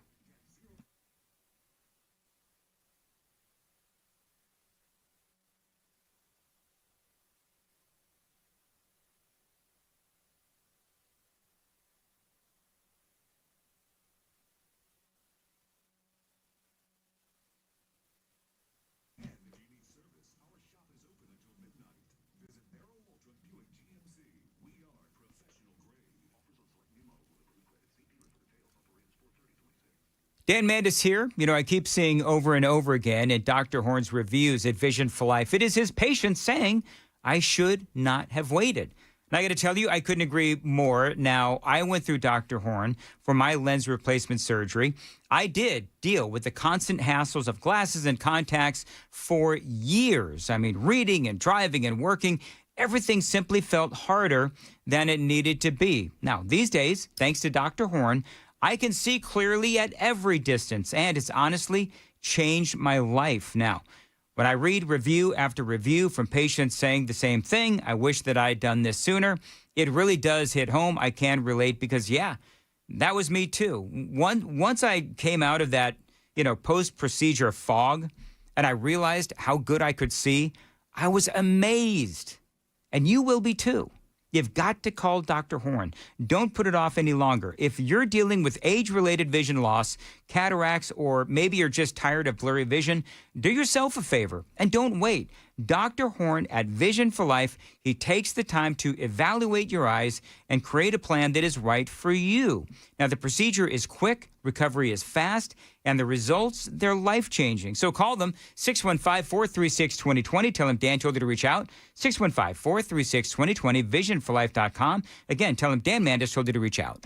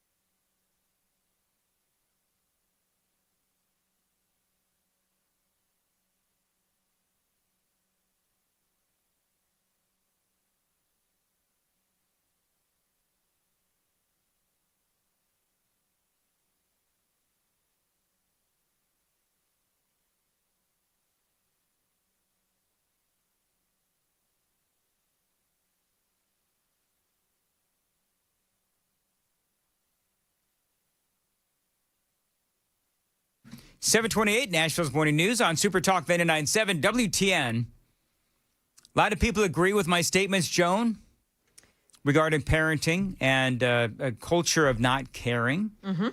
Let's see here. 1862, spot on, Dan. Much of the problem goes back to parenting. 7406, the teachers union protects non-performing teachers. Then it's hard to correct the problem. Chris says, you cannot really fire teachers since there is a nationwide shortage of new teachers. Absolutely true. You won't get better teachers until parents discipline and allow the schools to do the same. Another person says, this is exactly why the state will not be able to fix the problem in Memphis schools. 7642, you want to hear what 7642 says, Joan? Of course I do. Hi, Dan. We watch you on YouTube. My wife prefers it when you wear a cap. I'm not wearing a hat today. You are not. It's a free the cranium day. No cap today. Is that right? A lot of people say that they appreciate when I do wear caps. I try not to obsess over it. but I will. That's going to be the one thing that I remember from today's broadcast, Joan. You know, this will probably be Is the 70 segment that you come back and watch tonight. 7642. I'm going to be thinking about how this dude's wife thinks that I should wear a cap every single day. You know what the dumb thing is, Joan? I've got like 5 in my car. Should I go run out and get a cap out of my car just for 7642's wife? I could. Dan, be yourself. Should I be myself today? Yeah. Okay. Remember, it's a Free the Cranium Thursday is what it is. Hey, coming up next, by the way, we do have General Richard Newton, who's going to join us, going to talk about what it's going to take to demine the Strait of Hormuz and a whole lot more straight ahead on Super Talk 99.7 WTN.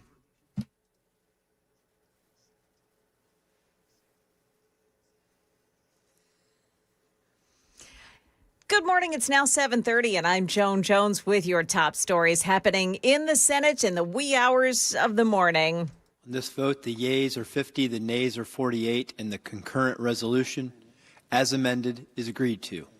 A so-called vote-a-rama that ended around 3 o'clock Central Time this morning. The Senate voting on a package that funds ICE and Border Patrol through the rest of the Trump administration. Now, that framework goes back to the House. If it's approved there and it gets approval of the Senate parliamentarian, both chambers can move ahead with passing that measure, cutting Democrats completely out of the process. Also happening overnight. Vessel Majestic X, we intend to conduct the boarding of your vessel. The U.S. military carrying out another interdiction of a sanctioned vessel transporting oil from Iran. This time it happened in the Pacific Ocean. CENTCOM saying, quote, the Department of War will continue to deny illicit actors and their vessels freedom of maneuver in the maritime domain. Governor Bill Lee is expected to sign a bill passed in the state legislature yesterday. It requires people who vandalize a place of worship to pay a fine worth double what it costs to clean up and restore the property. That bill passed the House unanimously yesterday. It had already passed in the Senate last month. There was a campus lockdown yesterday in Clarksville, but it was just a mistake. A Richview Middle School employee accidentally hit a wearable panic button. The schools lifted that lockdown quickly and thanks school resource officers for responding so quickly as well. That is the latest news. We've got your traffic and weather ahead. I'm Joan Jones, WTN News. Charlie says, Joan, this show relies on listeners. Just don't tell Dan to be himself. I think the overarching comments of me not wearing a cap today like I usually do, it's the shine. Yeah, 2934 said the shine. That's all right. You know, we need to come up with a song that that says like shine on. That can be like just maybe we can use AI. Yeah, we can use AI. We can use AI and we can write a song that says, you know, Nashville's Morning News, Dan Mandis, the beacon of truth in my head is that beacon as I shine on. Sam's over there not doing anything. Maybe you could... Get on it, Sam. Yeah. 7:33, Nashville's Morning News. Contours. Dan Mandis here. Now, summer is months away, but the work to get that beach bod back begins right now. And my friends at Contours, they can help you get it back with FDA-cleared red light technology. Contours is going to help you target those areas that you hate, whether it is your belly, your arms, or your legs, whatever problem area you have. Contours can help you solve that problem. No pain, no surgery, no downtime. Now, real men and women from Franklin and all across Middle Tennessee have been checking out Contours and seeing real results. Your beach trip isn't that far away, and neither is Contours. Let them help you get rid of those trouble spots. And right now, first 10 callers get that special introductory price of just $99. That's right, 615-236-9960, 615-236-9960. Call right now if you want that special introductory price of just $99. And also remember, you lose 2 inches across the middle or it is free. 615-236-9960, ContoursLLC.com. Contours, what have you got to lose but inches?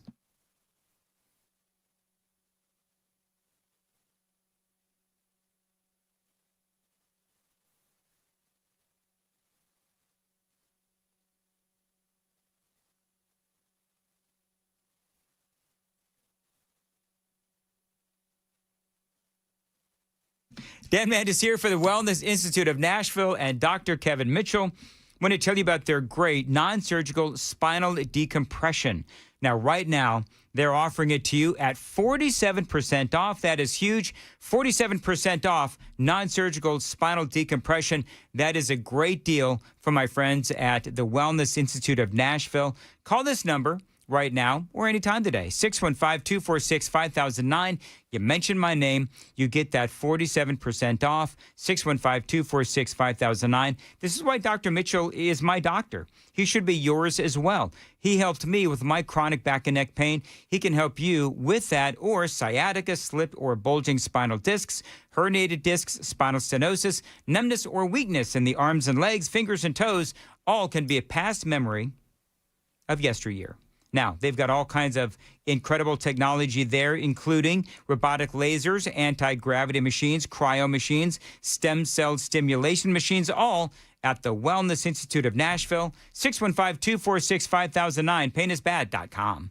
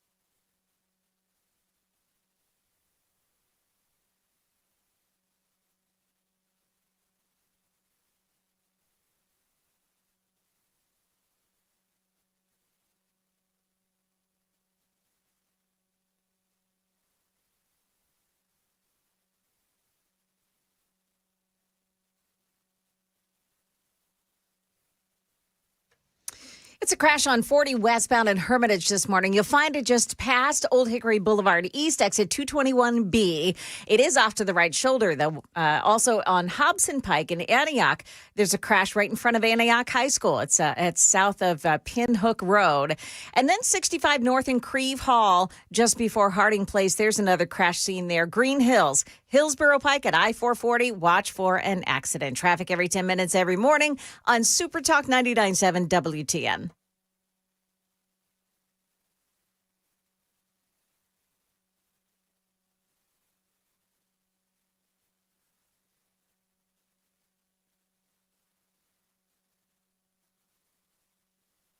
.738 Super Talk 99.7 WTN. I want to welcome on into the program General Richard Newton. Always great to have you on, General, and hope you're having a great Thursday. So there is a lot going on, of course, in Iran and the Strait of Hormuz. One of the things that I thought was interesting and why I wanted to have you on this morning, a couple of things that I found fascinating. Number one, U.S. officials are now saying that the Strait of Hormuz could be closed as long as 6 months. And they're talking about how much of maybe an arduous process it is to clear the mines from the Strait of Hormuz. And shockingly, Iran is apparently now saying that they may not even know where all of these mines are. Yeah, good morning, Dan. It's quite a challenge. However, I think it's been a really very good move by the Trump administration if you will, taking its foot off the gas regarding military attacks, but now really leaning on the other military aspect of this is employing a very effective naval blockade, which really is turning out to be quite an effective economic blockade. And what the administration is alluding to, likely through the Department of War and through Admiral Brad Cooper, our commander of U.S. Central Command, is we have the ships and the capabilities in the region, specifically in and around the Strait of Hormuz up into the Persian Gulf. We can be there for, I don't want to say an indefinite period of time, but for a long period of time, not days or weeks, but certainly into months. I would also advise the president as well, and I'm sure his advisors are doing this, or some of them may be doing this, is to compel allies to also to support the blockade, because this isn't just for the United States. It's really to spring free global commercial shipping that Iran has clamped down on up in the Strait, or at least the threat of attacking commercial ships back and through the Strait and so forth. That could be, say, from Saudi Arabia, United Arab Emirates, perhaps some of the European allies could lend a hand here. But this is a significant undertaking, but I think it's one that's worth doing, and I think it's going to eventually pay off for us. One of the things that I thought was interesting, of course, we all know that the UK hasn't necessarily been real supportive in this endeavor. Iran took out one of their ships. I guess it had some heavy damage. Do you think that you know, the UK and some of these other nations that have not been supportive, now that they're seeing what not only the president wants to do, but what Iran is capable and willing to do, do you think that kind of an incident will garner more support from these other nations for Donald Trump? I think there are short-term consequences to actions and long-term consequences. Let's talk about the short-term first. Certainly, if my shipping, specifically my commercial shipping, absolutely my military shipping, that isn't around, say, the Persian Gulf area or the Strait of Hormuz is being threatened by these Iranian gunboats. Think of them as almost near pirates-like, with capabilities not only to launch small missiles, but also to deploy sea mines and so forth. If they're threatening my Commonwealth in this case, or my ships, I'm going to want to perhaps do something about that, at least from a defensive nature, Dan. The long-term consequences of this are, and this is on both sides of the Atlantic, is to try to repair the alliance that we've seen, especially with the North Atlantic Treaty Organization and so forth. We've lent such great hands and support to Ukraine in the Russian conflict, supporting Europe and NATO and so forth. But now we're going to need to muster European NATO allies who have traditionally sailed in these waters, but also are implicated by the threat of the Islamic Revolutionary Guard Corps Navy, these gunboats trying to close the strait. So all nations will benefit from that. Certainly those that are trying to pursue free commerce. We'll probably let this go in the next couple of weeks or so, but we need to establish more of an alliance there in and around the Persian Gulf if we're going to really make this thing successful over the long term. General Richard Newton is joining us on Nashville's Morning News on WTN. You had mentioned the Islamic Revolutionary Guard, the president, and also his administration coming out and talking about how basically you have, and sir, you and I have been talking about this now for a couple of months, about how you've got the Islamic Revolutionary Guard, then you've got others within the apparatus of Iran's government. And neither one of us are shocked that these two groups in Iran can't seem to really come together, which is why, as you mentioned, Donald Trump is providing them some space so that they can work out their own issues inside of Iran. Absolutely. I think what we're witnessing here is really a power struggle inside Iran, Dan, as you intimated in your question. There's obviously the political aspect of this, as well as the Islamic Revolutionary Guard Corps. Think of them as two camps. That's probably too extreme to make that salutation, or perhaps even I don't believe that it really, there's some fracture there. There's some fissure there between or inside the Iranian government. But again, I don't want to make too much of that. However, the fact is that you've got the minister or the Speaker of the Parliament, Ghalibaf, saying one thing. Then you've got the commander of the Islamic Revolutionary Guard Corps, General Von Heedy, who oversees the diabolical IRGC, says it's something completely different. That's going to be a conundrum for U.S. negotiators. Once we get to the negotiating table, and I believe we will, based on, I think, United States strength and I believe the willingness eventually of Iran to get to the table at some point.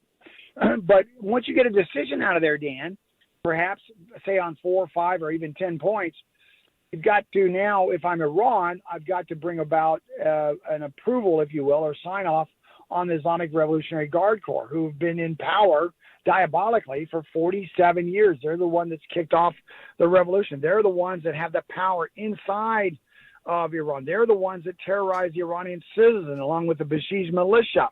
They're the ones, frankly, with the guns.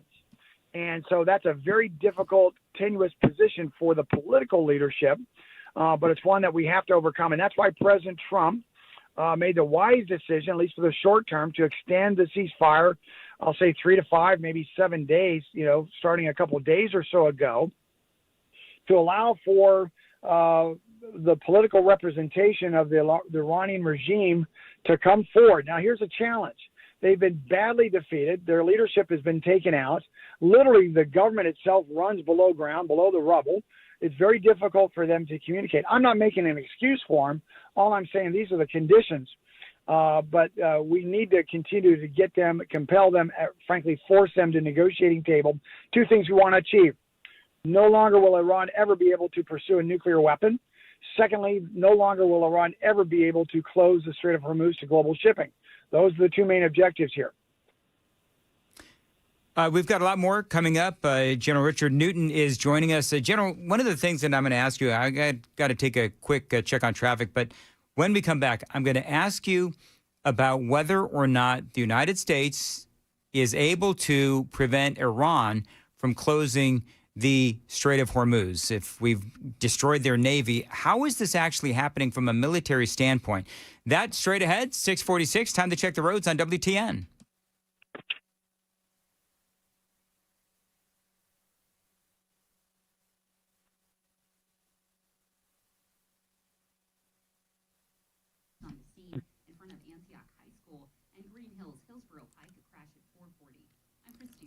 Partly sunny, warm today, and 85 degrees. All right, so the Strait of Hormuz, you've got President Trump and our military, of course, have closed the Iranian ports, and any ships that may have to do with Iran, ships that have been sanctioned and so forth. But what is to prevent us from opening the Strait of Hormuz and basically taking that control away from Iran? Is that possible? It is, and we're endeavoring to do that right now. Think in terms of when the air campaign kicked off, or really the military campaign kicked off on February 28th. What did we do? We established air dominance, air superiority. That's the same thing that Admiral Brad Cooper, as I mentioned, the commander of U.S. Central Command. By the way, he also used to command the 5th Fleet up in the Persian Gulf. There is no one on this planet more capable of executing a military campaign in the Mideast, specifically in the Persian Gulf, than Brad Cooper. And so what's now evolving is the United States almost single-handedly now closing access of the threats of the Iranian or the Revolutionary Guard Corps Navy, these gunboats, from attacking commercial shipping in and around the strait, or preventing that from happening. That's a tall order. The enemy gets a vote here because the Islamic Revolutionary Guard Corps Navy, the IRGC Navy, has access to hundreds, if not 1,000 or so, of these fast attack gunboats. They're hard to detect. You also have sea mines. They've got, as I understand it, a cache of about 5,000 mines. I don't believe, my sources tell me, they have not employed nearly any, most of those mines, but it's still a threat. They also have drone technology, and they own, frankly, the high ground above the northern end of the Strait of Hormuz up on the Iranian side in those islands up there. So it's difficult. So not only do you need maritime dominance, but you also need to maintain air dominance. Remember about a couple weeks or so ago when those A-10 attack aircraft and Apache helicopters were going after Iranian gunboats when they would come out of port. That's exactly what we need to continue to be doing. So I guess my long answer to a short question is it's going to take time, number one. Secondly, the enemy is going to change their tactics, and they're going to learn from U.S. operations in this case. The other aspect of this is we also have help on the way. and we've got the USS, the H.W. George Bush, another carrier strike group to join with USS Abraham Lincoln up in the North Arabian Sea. It'll be the third carrier strike group. Recall, we still have the USS Gerald Ford down in the Red Sea that's taking care of business down there in the southern part of the area of operation. We also have a second Marine Expeditionary Unit called the 31st MEU on board the USS Boxer with another contingent of 2,500 Marines and squadrons of F-35s. They're en route. They'll be there in the next 5 to 7 days. I say all that not to just give you a lineup of capabilities coming to. That's important, however. But we're adding to the United States inventory of U.S. military capabilities, very effective military capabilities that, again, Admiral Cooper will have at his hands. That's a long-winded answer, but my point is we've got plenty of military capability, and we will take control of the Strait of Hormuz. It's going to take time. The challenge is going to be, Dan, is how do you sustain the control of the Strait of Hormuz? You know, could the United States steam out there forever? I don't like to say the word forever. We could stay out there for a very long time. This is, again, where I go back to my previous commentary. It'd be great to have allied nation support, even perhaps those nations, because 80% of the oil that goes through the Strait of Hormuz actually is destined to Asian markets. Those markets include China. They include India. They include South Korea. They include Japan. And so their global commerce, their oil commerce, certainly is benefited by keeping the strait open. So if you follow my thought here, it'd be great to get allied support for the long term. I'll close on this. I foresee a long-term United States-led or a led alignment of some kind of naval forces and perhaps air forces to support the maritime effort here over not a period of weeks or months, but perhaps a couple of years. That's what you're going to see unfold, I believe, for the foreseeable future. All right, 6627 has a question for General Richard Newton. Can we simply blow up Iran's ports? We could, and that's an option. By the way, if you recall, Dan, you and I talked about this a couple of weeks or so ago, talked about going after Karg Island, which is where 90% of the transshipment of Iranian oil actually starts and goes through Karg and then through the Strait of Hormuz. But if you do that, you've destroyed the Iranian economy. If you destroy the Iranian economy, you've given away a lot of hope and opportunity. Once we get this thing settled, and we will, you end up no longer allowing for a viable option economically for the Iranian people, those 90 to 92 million people who have suffered under the regime. So I would advise the president not to do that. The other aspect of this is once you start blowing up ports and associated with liquids and so forth, it could cause a near environmental disaster as well. So it's an option. It's a valid option, but I don't think it's a good option, certainly at this point. All right. Is there anything we have missed here in this wide-ranging conversation that I should have asked you? Dan, I always enjoy speaking with you, either late at night or here in the morning, obviously on air. That's awesome on your shows. I would underscore one more thing. Again, our men and women, all our volunteers in the military, in the diplomatic corps, in the intelligence community are absolutely the best and brightest this nation has to offer. They all run to the sound of guns. Let's keep them in our thoughts and prayers, as well as their family members. They're not at all, thinking about giving up the fight. They're thinking about running to the sound of guns if called upon again by the President of the United States and frankly, those several thousands of sailors and those Marines who are afloat right now. Let's keep them in our thoughts and prayers because they are doing exceptional work. Absolutely. And with that, we'll let you go. Thank you very much. I always appreciate the intel. General Richard Newton joining us here on Super Talk 99.7 WTN. All right, it is 7:53. Joan's got the news coming up at 8. Joan. Yeah, we'll tell you what bill the state legislature is taking up today. This one's another one of those immigration bills. It's coming up here at 8 o'clock on Super Talk 99.7 WTN. All right.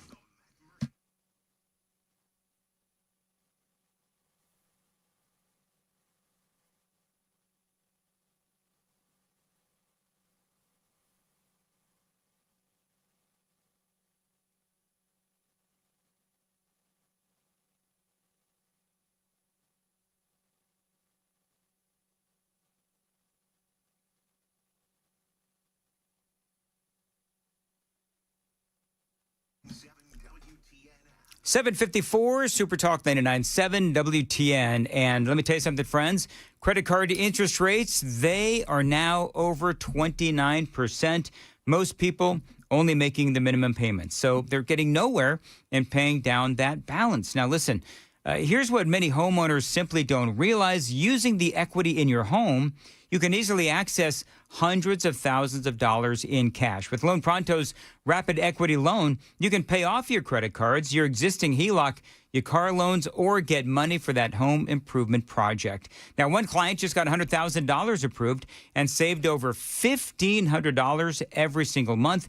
And the best part, with Loan Pronto, you can do it all from your home and your phone. Now, with zero out-of-pocket dollars, no hard credit pull up front, no appraisal, no long drawn-out bank process, and no touching your first mortgage, they can help you out at Loan Pronto. Rates are at or near 3-year lows, so you've got to act right now. Go to loanpronto.com to see how much money you can get in about 60 seconds.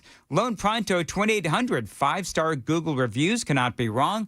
Call them at 615-499-5780, 615-499-5780. Find them online anytime. It is loanpronto.com, loanpronto.com, equal housing lender, NMLS 166-1781, NMLSconsumeraccess.org.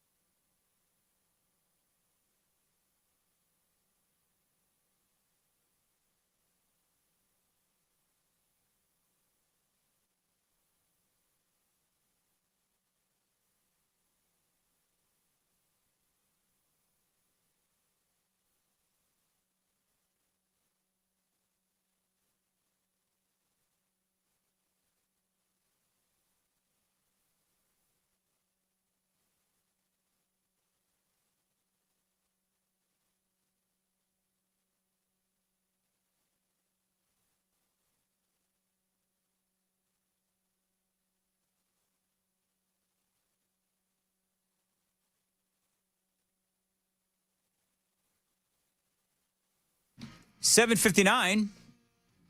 Nashville's Morning News on Super Talk 99.7 WTN. Joan, some of the people on the Super Text line want me to do a Daily Dan poll. Do you prefer capped or capless Dan? Oh, We won't be doing that Will poll. that change any of your behaviors? No, it won't, Can I ask about another behavior? Sure. What is it that you were doing? You're talking to the general late at night? What is that all about? So, like, I don't talk to you late at night. People picked up on that little comment that the general made about how he and I talk late at night. Yeah. Just so Didn't we we're all? clear, I'm not having strange off-air conversations with the general. I actually do fairly often, actually, a late-night show affiliated with Westwood One, which is our syndicator. It's a syndicated show, America at Night. Great show. But I host on that thing all the time, seems like every couple of weeks. And he's a recurring guest there. And I thought that he was so good as I filled in on that show that I would go ahead and invite him here to Nashville's Morning News. And he's just stop it. Actually, do you know what? Rich So McHugh. we're getting the second hands here? Is that what you're saying? No, Okay. secondhand guest, but WTN and Nashville's Morning News, always first in my heart. They're called sloppy seconds, Joan. I gotcha. Yeah. Well, then here's another sloppy second. Rich McHugh, who is the investigative reporter for News Nation, also got him from this America at Night. Really good. He's an investigative reporter. He's won all kinds of awards. He's going to tell us about the missing scientist controversy. Or is it a non-controversy? Details straight ahead on WTN.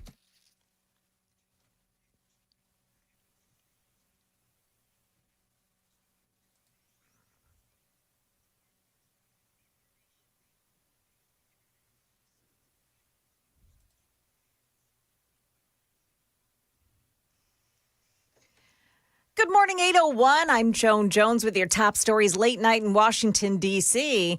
Senate Republicans used their razor-thin majority to push through funding for ICE and Border Patrol during a late-night marathon session ending about 3 o'clock this morning our time. Using the budget reconciliation process, it cut congressional Democrats out of the process entirely. Senate Minority Leader Chuck Schumer. Not for families struggling with the high costs of childcare, groceries, gasoline, electricity, but for pumping $140 billion towards rogue agencies. There were two Republicans who voted against this bill. It was Rand Paul and Lisa Murkowski. Senator John Kennedy nearly derailed the vote by insisting that the SAVE Act be attached to it. That move ultimately failed. An Antioch man has been charged in the death of his girlfriend. Metro police say Darius Summers stabbed Ashley Davis to death. Metro detectives arrested Darius Summers. They say he stabbed Ashley Davis inside their Antioch apartment earlier this month. Summers was found at his mother's home. That was on Wednesday afternoon, and he had a stolen pistol on him. Holly Thompson at WSMV4. Summers is a convicted felon, and it's prohibited from possessing a gun. His bail is set at over $1 million. The state legislature is taking up another immigration bill today. This one requires every sheriff's office and local and campus police agency to work with ICE. Right now, state law enforcement agencies aren't forced to enter into what's called 287G agreements with ICE, which deputizes local cops and deputies and lets them enforce federal immigration law. And if a sheriff, chief, or police or local government refuses, that department could get stripped of all state funding. Now, that's WSMV4's Danielle Ledbetter. That measure already passed the House. The Senate picks up that discussion today. And in Marshall County, a man who had been wanted on 19 outstanding warrants has been arrested after an unusual manhunt. Darius Kane's car was pulled over by police. He couldn't produce a driver's license or registration, though, so he hit the gas and sped away. Well, police later found that car, and in it, marijuana, Xanax, OxyContin, Adderall, cocaine, fentanyl, and crystal meth. Kane was found in his neighbor's living room. He had attempted, apparently, to hide in the attic of his house and ended up falling through the ceiling of his neighbor's home. He's being held on $400,000 bond. Market numbers brought to you by Beacon Capital Management, online at beaconcm.com. Stock futures on the downside this morning. The Dow futures are minus 259. That is the latest news. Traffic and weather next. I'm Joan Jones, WTN News.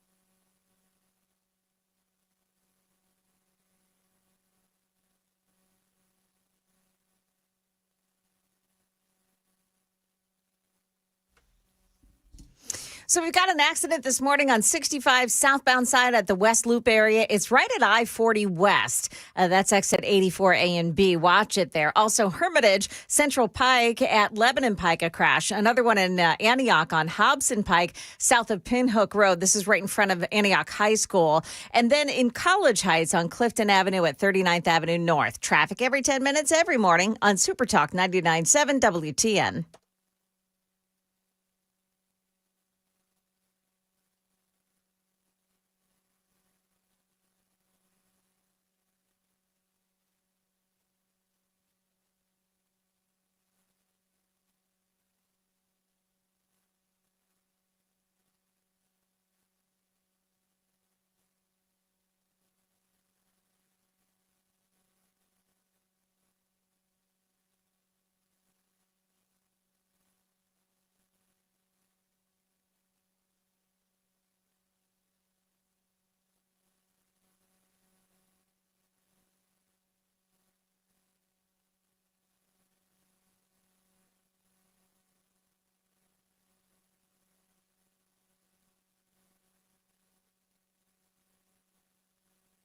.807 Nashville's Morning News on Super Talk 99.7 WTN. Good morning to your friends. Hope you are doing well, and welcome on in to Hour 4 of Nashville's Morning News. Want to welcome on to the program Rich McHugh. And Rich, you have done so much in your journalistic career, and I appreciate you joining us here to talk about these missing scientists. By the way, you're an investigative reporter for News Nation. You've covered a couple of other things that we've talked about as well, so welcome back to the program.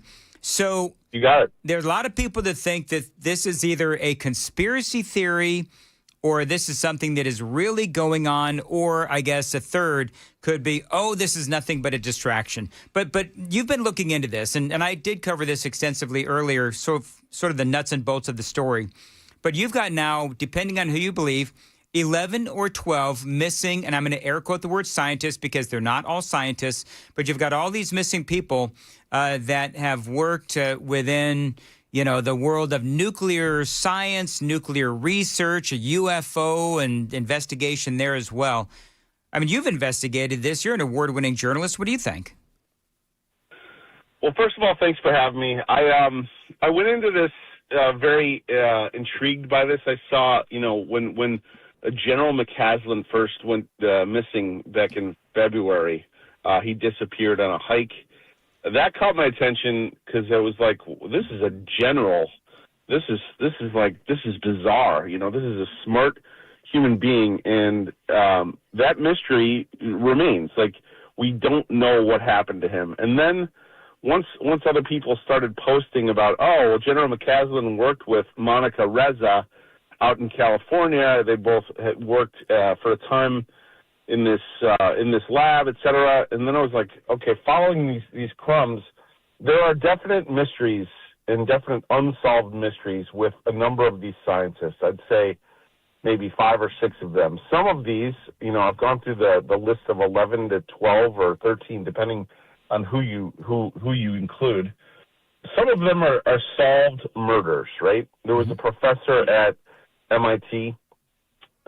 He was gunned down in the foyer of his home, and it was later determined to be an acquaintance of his that ended up in the mass shooting at Brown University. There was another scientist, Carl Grillmeyer. I believe he was shot on his front porch in California, and it was later determined to be someone who had carjacked him, and so they charged someone with carjacking and his murder. And it doesn't appear to have any sort of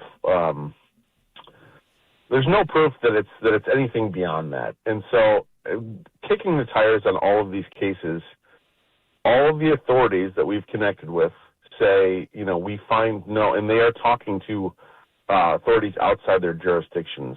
The missing case of Monica Reza in California, they told us, like, we are communicating with other jurisdictions, and we find no connectivity beyond the fact that they have these shared or overlapping work experiences. And so where do I net out? I net out on we need more data.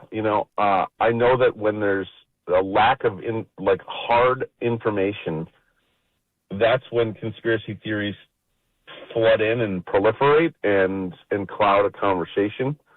There are genuine mysteries here and people who just, vanished off the face of the planet, and we don't have answers for them. We don't have bodies. We don't have a single perpetrator. There is no, there is potentially an obvious motive in that they all have sensitive information that they were privy to and knowledge. And so it would make sense if a foreign adversary were trying to take out our scientists. But until we have more, I think we just have to always have in these conversations a bit of balance and remind people that, look, yes, there are these missing and deceased scientists. Some have been proven as simple murders. Some of the ones that we are classifying in these 11 or 12, their own family members have said they don't think it's suspicious. Like Amy Eskridge, she was an apparent suicide. Her father says he does not believe that there's anything suspicious about her death, period. And now you have friends of hers saying, no, we have text messages from her saying, if I die, it's not a suicide. I'll go off a cliff. I did not choose to do that. And so filling the void here is, this chatter, and some of it overlaps with the UFO community. Yep. And so that's what makes it especially inflamed. And I just think we need more data. We need the FBI, who is kind of coordinating with all these agencies and NASA, to come out and say what after 2 weeks they found or not found, and that will help steer the rest of this conversation. Rich McHugh, investigative reporter for News Nation. Rich, I got to ask. I mean, some of these correlations between some of these people is really bizarre. Like they leave their phone and their keys, and one case, the person's cigarettes, and they just leave the house and never to be seen or heard from again. So I don't, maybe you do, but how big the science community is. Is the number of these instances large for the number of scientists in this community is? That's a great question. I don't know the answer to that, and I've been wondering the same thing. Is this just like, playing the devil's advocate here? Is this just statistically the standard number of scientists with high, clearance levels? Like, is this how many die in a span of 5 years? Like that, if that's true, then that would also need to be entered into this conversation. I don't know the answer to it. Amy Eskridge's father, she died of an apparent suicide, but people are saying it's not. He said, scientists die all the time as well. And then you have General McCaslin's wife. She had put out a Facebook post saying, ultimately, I want to dispel all the misinformation out there. She had called 911. In the early call to 911, she said something to the effect of, look, guys, I have reason to believe that he may have not wanted to be found. And so those tidbits are being left out of conversations, and everybody's saying there's 12 or 13 missing scientists, but those are important details. When you have own family members saying, look, these are not suspicious, it just needs to be part of a balanced conversation, because right now it's like, I think we could probably get to 20 by next week if we keep digging and finding enough, people with scientific backgrounds that died or disappeared. The question is, the real ones that give me pause are the ones who, like you said, they just vanished. Yeah. And we don't have any answers for them. And those we need more. We need, because there is very possibly, Monica Reza worked with General William McCaslin, highly sensitive stuff, and there is a motive for foreign adversaries to take them out. But am I ready to say that that's what happened? I'm not there yet, and I think we need the investigative, kind of reach of the FBI to say, here's what we know or what we don't know. You brought up a great point, which is we could come up with 20 depending on how much digging we do. Because one of the things that, and I was talking to somebody about this, somebody said, people keep dying. And I had to sort of correct the person in the sense that, well, yes and no. You do have people that are dying, but a lot of these deaths that are suddenly being sort of tabulated, well, these are deaths from like 2024, 2025, where now people are looking back. There was one this morning, a guy was in his car and his car caught on fire and he was burned beyond recognition. Well, that's not a new death. That was in 2025. So that's also part of, sort of this mystery of all of these missing or dead scientists is the more digging they do, the more they find, oh, look, this guy died this way, this person died that way. They might be coincidences or it might be something completely different. Rich, hold on one sec. I got to check traffic real quick. Then I'm going to come back to you. Rich McHugh. More with him coming up next. Time to check the roads.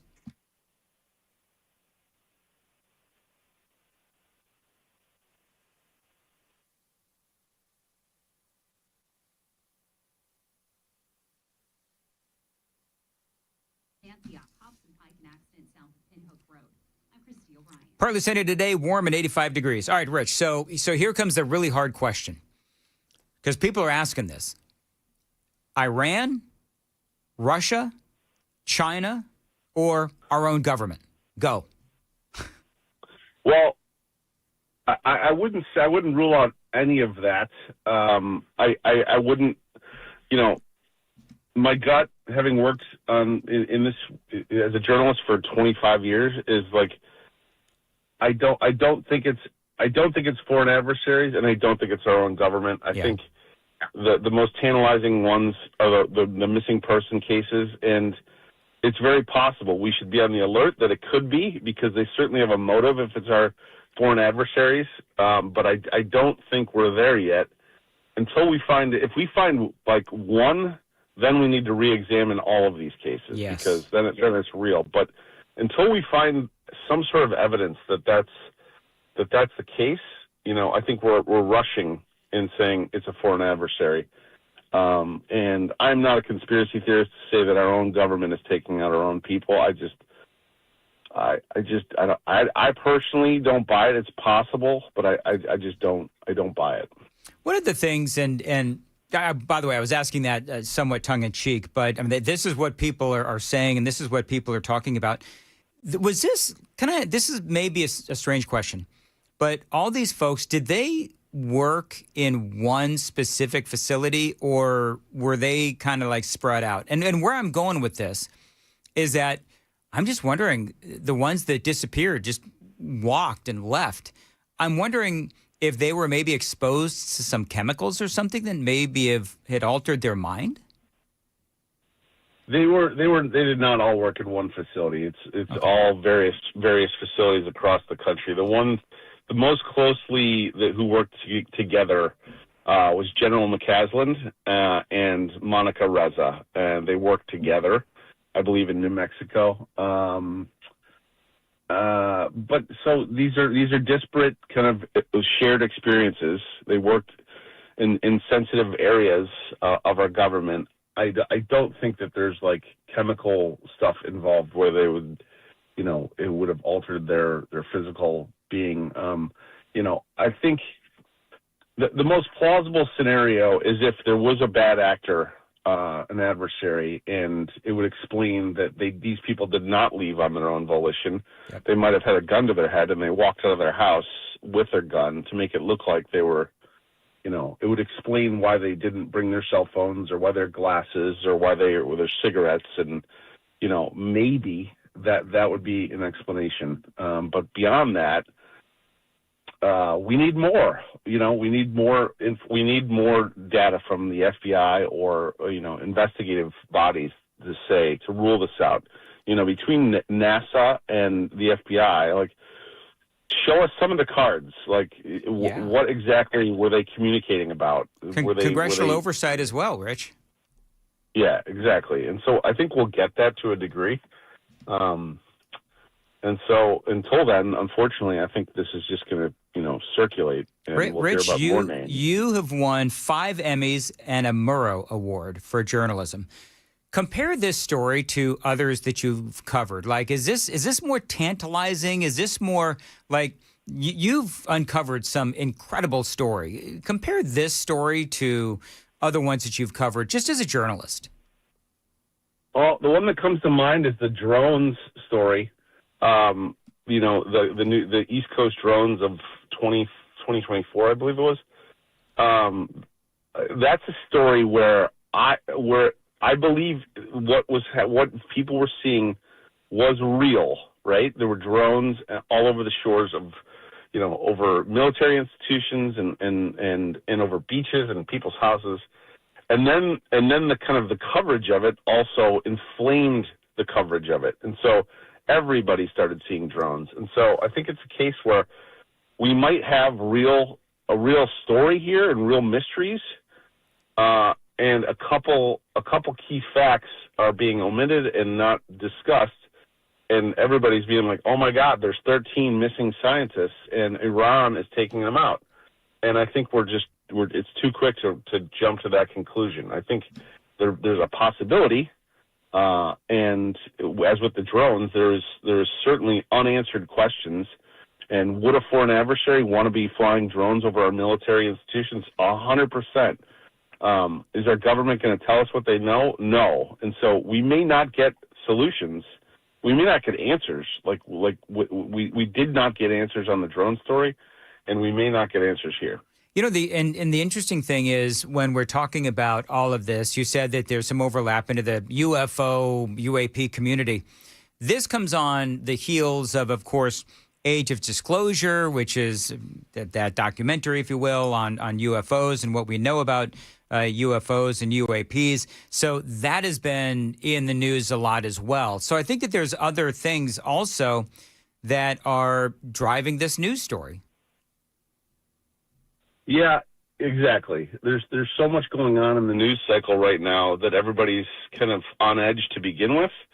And, everybody likes to play armchair detective on social media and be like, oh my God, this person had a rash on their hands, and so they were microwaved by this new force that the U.S. Army has. And it's like a lot of it is just, you can't disprove it, so everybody just lets it fester out there. And it's almost a disservice to just everybody who's trying to make sense of this. It's like the government needs to come out and just say, this happened or this did not happen, and be, tell Americans what they know, because in the absence of that, everybody's just trying to figure this out. It's the Nancy Guthrie story. It's like everybody's going to be running to conclusions and trying to figure, is she in Mexico? And it's like, well, just stop. Like, let's investigate and then reveal what we know. Well, and with that, man, there's so much. Thank you very much for joining us, Richard McHugh. So you're on this case. Pleasure. So if there's something else, will you let us know? Absolutely. I mean, this is not going to end. Trump is supposed to kind of connect the dots for people. He said like a week and a half ago, like we'll put out, we should know what's going on in about a week and a half. And so maybe he's referring to the FBI. It's hard to know, but he's due to speak on this at some point. All right. Well, we'll have some I can't wait for my next update from you, and thank you for joining us here in Nashville, Tennessee, Rich. My pleasure. Anytime. All right. What do you think, Joan? He kind of poo-pooed the whole Iran, China, Russia thing. Well, I mean, he knows a lot more than we do. Well, yeah. But see, here's the thing, though, that I love about Rich, and I've interviewed him many times now, is that dude is all about, like, the data. He's not all about the social media, the internet, fray, if you will. That's refreshing. It is refreshing. And so, I'd rather talk to a guy that's won 5 Emmys and an Edward R. Murrow Award. And he's on this. And this dude, you remember he was the guy that I interviewed a couple of times regarding this Somalian fraud in Minnesota? Remember how good he was on that? Yeah. So, I mean, if any journalist is going to get to the bottom of this, it is going to be Rich McHugh. And as we mentioned this in, I think, the 5 o'clock hour, Fox News is covering it now. The New York Post is covering it too. And there is a lot of misinformation out there. Like when I talked about how, people will say, oh, look, another scientist died. Well, no. That death happened in 2025 or 2024. They're just looking back now on all of these deaths, and they're trying to, maybe connect some dots. And there might be some, people that are professional dot connectors out there that are trying to, make all of this fit. And maybe they're all connected. Maybe they're not. So anyway, great conversation with Rich McHugh. And the super text line, some are saying BS. Others are saying that they absolutely believe that these are all connected. We'll have to, as Rich McHugh said, we'll just have to wait and see if we get more data. 826. Joan's got the news coming up at 8:30. Joan. Yeah, coming up here, it's a shakeup in the U.S. Navy leadership during a war. Pretty unusual. We'll tell you what is behind that decision coming up at 8:30 on Super Talk 99.7 WTN.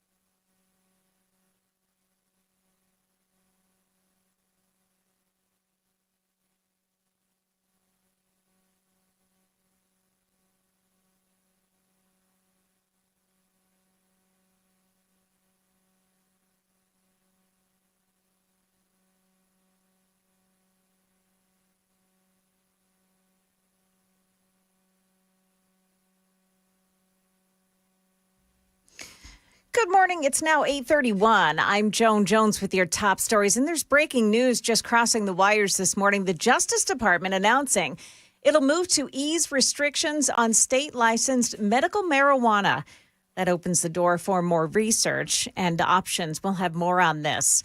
There's been an unexpected departure at the Pentagon. ABC's Mary Bruce. The Navy Secretary John Phelan has just been fired. An administration official telling us he was, quote, asked to step down effective immediately. It comes just weeks after Defense Secretary Pete Hegseth ousted the Army Chief of Staff. No explanation was given for either departure. Actually, the explanation at the New York Post is that the administration wanted to accelerate President Trump's shipbuilding initiative, but Phelan was dragging his feet on that.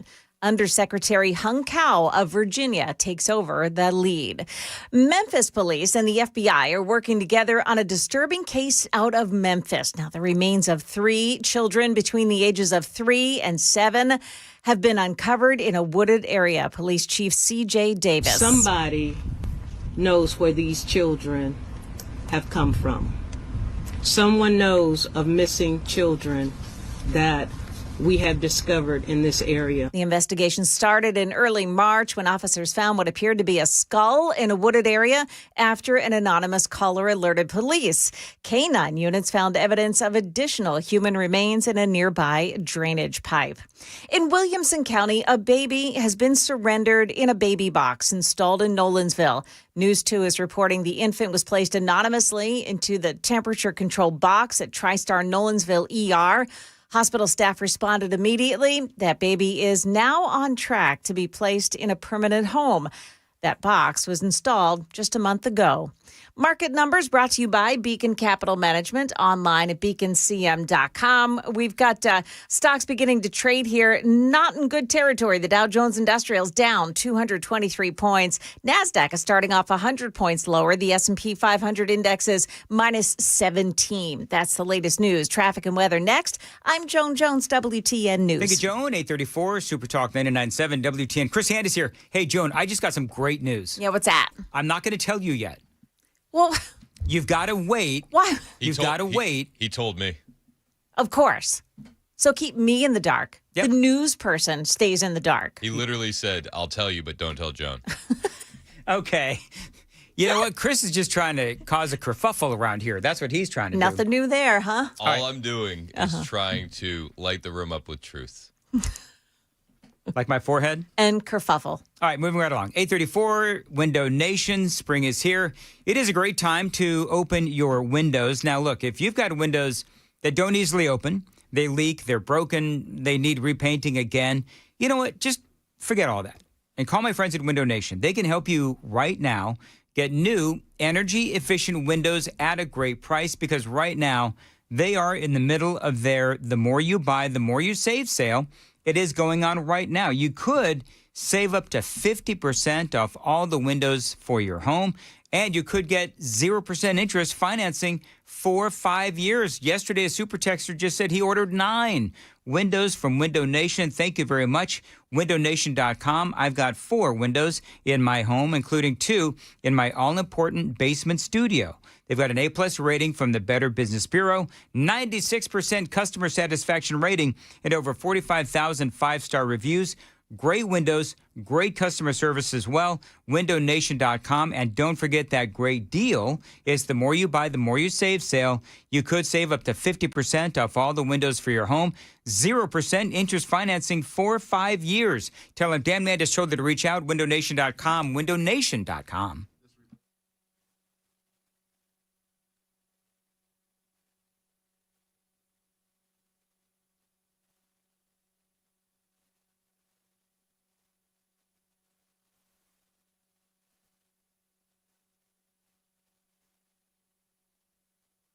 Dan Mandis here for my friends at DT McCall's. Now, if you need a new lawnmower, DT McCall's has a great deal waiting for you. They're in the middle of their Cub Cadet lawnmower sale at their Lafayette location. It is going until the 26th. So today's the 23rd. You've got a few more days.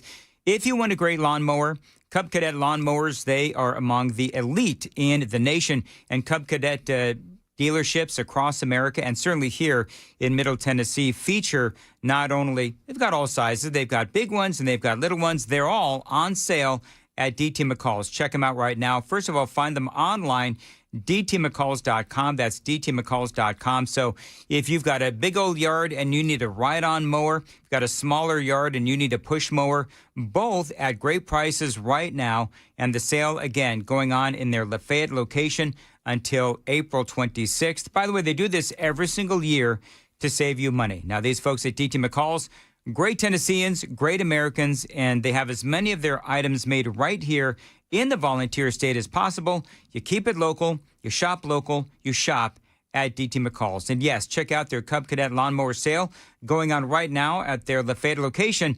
Online anytime, dtmccalls.com.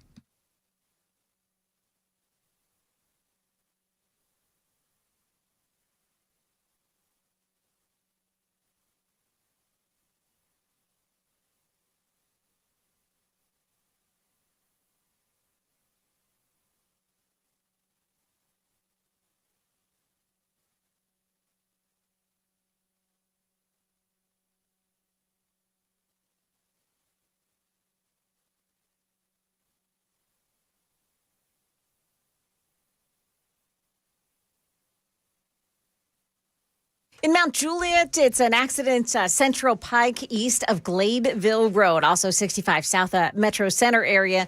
Right at Rosa Parks Boulevard, there's a crash there and a lot of stopped traffic around that area. 40 East in Bellevue, an accident before Old Hickory Boulevard West. And then you've got a crash on 65 North in Berry Hill. It's right at Armory Drive. Traffic every 10 minutes every morning on Super Talk 99.7 WTN.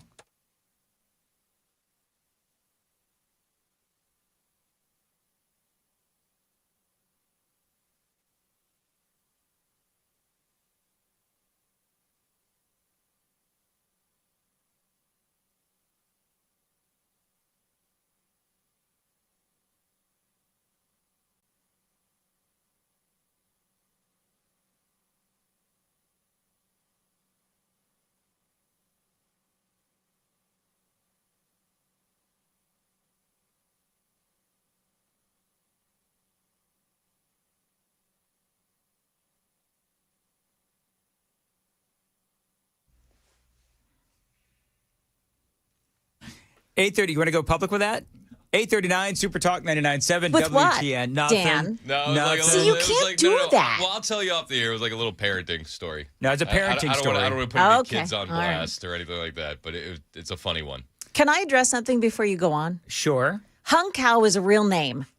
My goodness. What are we talking about? The super text line Yeah. is all a flitter over the name Hung Cow. He's the guy who was the Undersecretary of the Navy. Now he is the acting Secretary of the Navy. Joan? Yeah. That's that Chinese porn star. Yeah. No. Hung it Cow. is. No. He started Hung Pao. See, Joan, have you should been have watching known. Chinese porn in there? What I are you should doing? not have brought this up with you guys.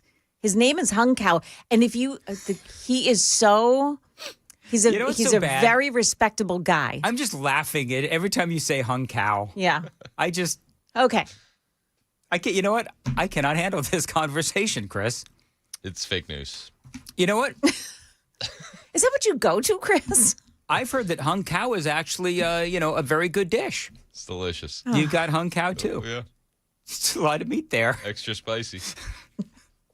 All right, I'm done with you two. You see, I can't. I Yeah, can't clearly. handle You this. felt like you needed to address this. Because You brought it on up, the Joan. super text line, people are laughing their faces off. Oh, so now we're going to blame the audience? Yes. Wow. That's low. Yes. And then you're going to blame the host for bringing up, the Chinese whatever. What did you say his name was? Hung Cow. He's from Vietnam. Nice. People are saying it's Hung Chow. No, it's not Chow. Wouldn't it need an I in there? 1936. Dan, come on, dude. Little pervish man. What? What did you do? Pervish. She's calling me me of all people, pervish. It's not right. No, I'm not pervish. You know of. What? Do you know what that is? Is that hung cow? I've seen this video. That's the girls reacting to hung cow. Is this the dog getting his nails clipped? These are huskies. Oh. Now, I have a fascination with huskies. Anybody who has followed me on Facebook knows that I love huskies because they have this crazy personality where they just, so I follow these people and they've got like 3 or 4 huskies and that's what they do. They stand around and they scream. Now, I could never live with a husky, but I love these videos. So my better half, there's an old age dog home. Oh, like a retirement home. Yeah, like the dog retirement home. Where like they're rolling around with their wheelchairs and the back legs. So what you can do is they're like right down the road. And so she has sent me a text message and said that because I have this fascination with huskies, they have a couple of huskies and I could go walk one. Oh, well, that would be nice. Wouldn't that be nice? I can go and I can volunteer my time walking old huskies. You better... So instead of walking Bandit, you're going to do this? Bandit doesn't have this much personality. And if he did, he wouldn't be with us. I love huskies. Now, there was a husky in our neighborhood, and I told this story a couple of years ago. There was a husky in our neighborhood.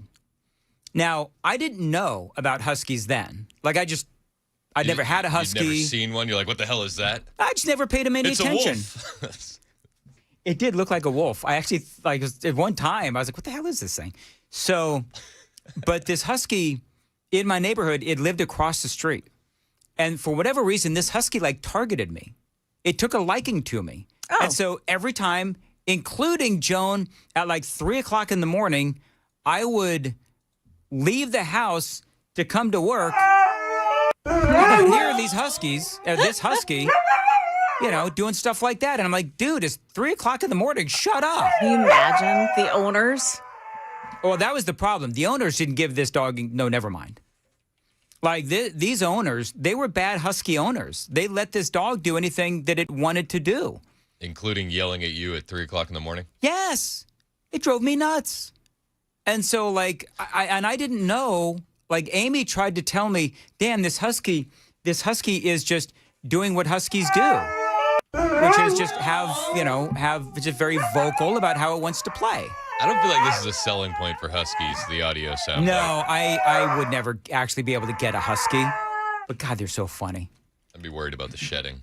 I posted a video of a bunch of huskies the other day. No. And I said, this is me on Friday. Whatever. Anyway, so I'm gonna go. I'm probably gonna go, and I'm gonna walk some huskies. I'm very excited. Is nobody else excited about this? This was your big news?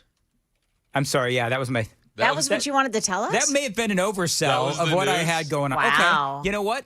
Okay. Heck with you two. Hey, guess what? The Super Bowl is supposed to be coming to Nashville in 2030. Did you know that, Chris? Did you know that, Joan? I did a story yesterday. Joan? Actually, yeah, I did it 2 days ago. Yeah. And do you know Do you know what I said? I said, mark the tape. Nobody's going to have fun. You know what would make us more money than a Super Bowl? A team that could consistently get home playoff games. Fact check true. Now, this is no offense to the electrician that listens to us every morning while doing whatever they do over there at the new stadium. No, I'm actually directly calling him out. It's his fault we're getting a Super Bowl. Actually, if you're currently working on the new Titans Stadium, I blame you. We are going to make so much money. Are we though? Yeah. You know what? The local people that count the dollars and cents, they're gonna be doing that. What they're gonna be doing right there. What they're gonna be doing. Anyway, Super Bowl by 2030. Not a fan. Not a fan? Not a fan. You know what, Chris? Only you could be not a fan of the Super Bowl. I don't want anybody here. I feel like we're crowded enough. I don't really care about the revenue. Dude, as long as they go home. I get that vibe. I don't. What'd you say, Joan? I get that vibe. We're going to have to deal with these people for 2 weeks. Yeah. 2 weeks, Dan? You get that vibe from Chris, Joan. What? No. Nobody's going to enjoy it. I feel like it's already too crowded. Nobody's going to be able to go. Who do you know that's going to actually make it to the Super Bowl? Like purchasing their own tickets, You know, working Chris, a regular the job. next thing you're going to bring up is all the human trafficking that happens during the Super Bowl. It actually is. I know. That's why I'm telling you. I'm teeing it up for you. Well, because there's a lot of human trafficking that goes on. You know what? You know what The else? conspiracy theorists don't even call it the Super Bowl. They call it the Superb Owl. Yeah, it's all a big Moloch sacrificing ritual. Do you know what else he's going to bring up, Joan? The fact that men beat their wives more often during the Super Bowl. Oh my gosh. gosh. Go ahead and bring that up too. Yes, yeah, they do. Okay. They do. I'm just this. TVs and wives, they get it. What? I'm just saying. Everybody knows it. I'm just. Well, you're a lot of fun, Chris. Why are you excited about the Super Bowl? Do you even watch the sports ball? No. So I mean, what are we doing? This is fake excitement. This is inauthentic, inorganic. All right, fine. You want to know what else? Joan, you'll love this. Donald Trump is going to be at his first ever White House Correspondents' Dinner on Saturday. Yes. That's very exciting. I was actually invited to go to this. I think this is Brian Wilson. Our own Brian Wilson used to put this whole thing together. Well, Donald Trump has never done it. The White House says, you better get ready. This is a different one, however, I think. Right? I don't know. Is You this tell the me, one Joan. where they tell jokes? Yeah, where the president gets up and he tells jokes. Remember George W. Bush looking under the table where the weapons of mass destruction? No, I don't remember that. Yeah. Is it this Saturday? It's this Saturday. So it's the America First Correspondents' Dinner. Different than the White House Correspondents' Dinner. Oh, too bad. I think it's still going to be great. Here's the deal. As long as Donald Trump is able to troll the Yes. people inside, that's all I care about. Yeah. And by the way, He'll have fun. Oz Perlman is hosting. Who's Oz Perlman? Is that Dr. Oz? No, that's not Dr. No. Oz. That's Mehmet Oz. That's Mehmet Oz. You lost your train of thought because you're trying He's to a figure out mentalist. who Oz Perlman is. Do you know what? Oz the Mentalist. Oz the Mentalist. Anyway, is that who that is? Yeah. Apparently, Mike Vrabel is going to miss the draft because of that scandal we were talking about earlier. Mhm. Mike Vrabel. Yep. Yeah, what did he do? He stepped out. Did he quit? No, he had a fling with a reporter, Mike Vrabel. But they're not going to fire him. He's not fired. I feel like they would have fired him already. I know he's skipping out of the draft. He said he's going for counseling. Okay. Well, very good. Anyway, that's all I got. Congratulations, Mike. You know what the great thing is about the White House Correspondents' Dinner, though? Is that it's happening on Saturday, which means that I'll get first crack at all the audio on Monday morning. That's why I'm so excited about it. Perfect. There you It'll go. be good. It's all It'll be about good. me. It's always. You probably won't find it on the major media websites. But they So are you'll going to be have look telling for it. jokes. You have that confirmed? Yeah. Okay. I'm assuming. Well, Why I would think the mentalist guy is going to sort of be the he'll be the MC, and he'll be it'll be a fun event, styled after the White House Correspondents' Dinner. 66-36. I agree with the Yankee. Too many people. Thank you. Let's see here. Hey, Dan, do the Huskies prefer cap or no cap? Because we're talking about the one woman who, by the way, apparently felt bad. I was Did her- chuckling because there's kids in the back seat that think you're talking about lying or not lying during the entire segment. Yes. What? Yeah, no Yeah. cap means you're not lying. Yeah, Dan. Cap. Don't act Ryan, you're on like quadruple secret probation, so I didn't need to hear it from you. Don't act so surprised. No cap means lying? No cap means not lying. No cap means not lying. Cap means you're telling a lie. Your bewildered look to me feels totally cap right now. Yeah. I feel like you knew this. I had no idea. Right. Didn't you Why do you not- say like a couple weeks ago that you dropped that word to Riker? And he was like, "What? How did Dan know?" Cap or no cap? Yeah, I No. think you did. No, I didn't do that. I think you were dropping slang. No, I dropped. Dude, that was years ago. NPCs. Oh yeah, that's that, right. Because That's right. you taught me That's NPCs, right. Non-player characters. non-player characters. I dropped that to Riker. He looked so confused. It's like, how does Dan know this? Well, why can't you just say lie or no lie? Why do you have to throw down this cap word? Because it's cool. It's not cool. It's confusing to old people. You were just playing a sound effect of huskies whining, and you're going to tell us what is not cool and what is cool. Whatever. Oh, there you go. Throwing out the what ifs. That's exactly right. That's what I'm doing. What if? That's bogus, as the kids say. All right, so you sent me some. Oh gosh, 8:51. What have we done this entire segment? Well, we spent a lot of it with the Huskies. Yeah. And the big news. I'm sorry. The big news of the day. Dan's going to borrow an old dog for 20 minutes. That's really exciting. Take it for a drag. All right. Rent a dog. Do they have to photocopy your ID so they know you're not going to steal the dog? Yeah, I'm sure. Let's see here. All right, you want to set this up? News Nation last night, California gubernatorial debate.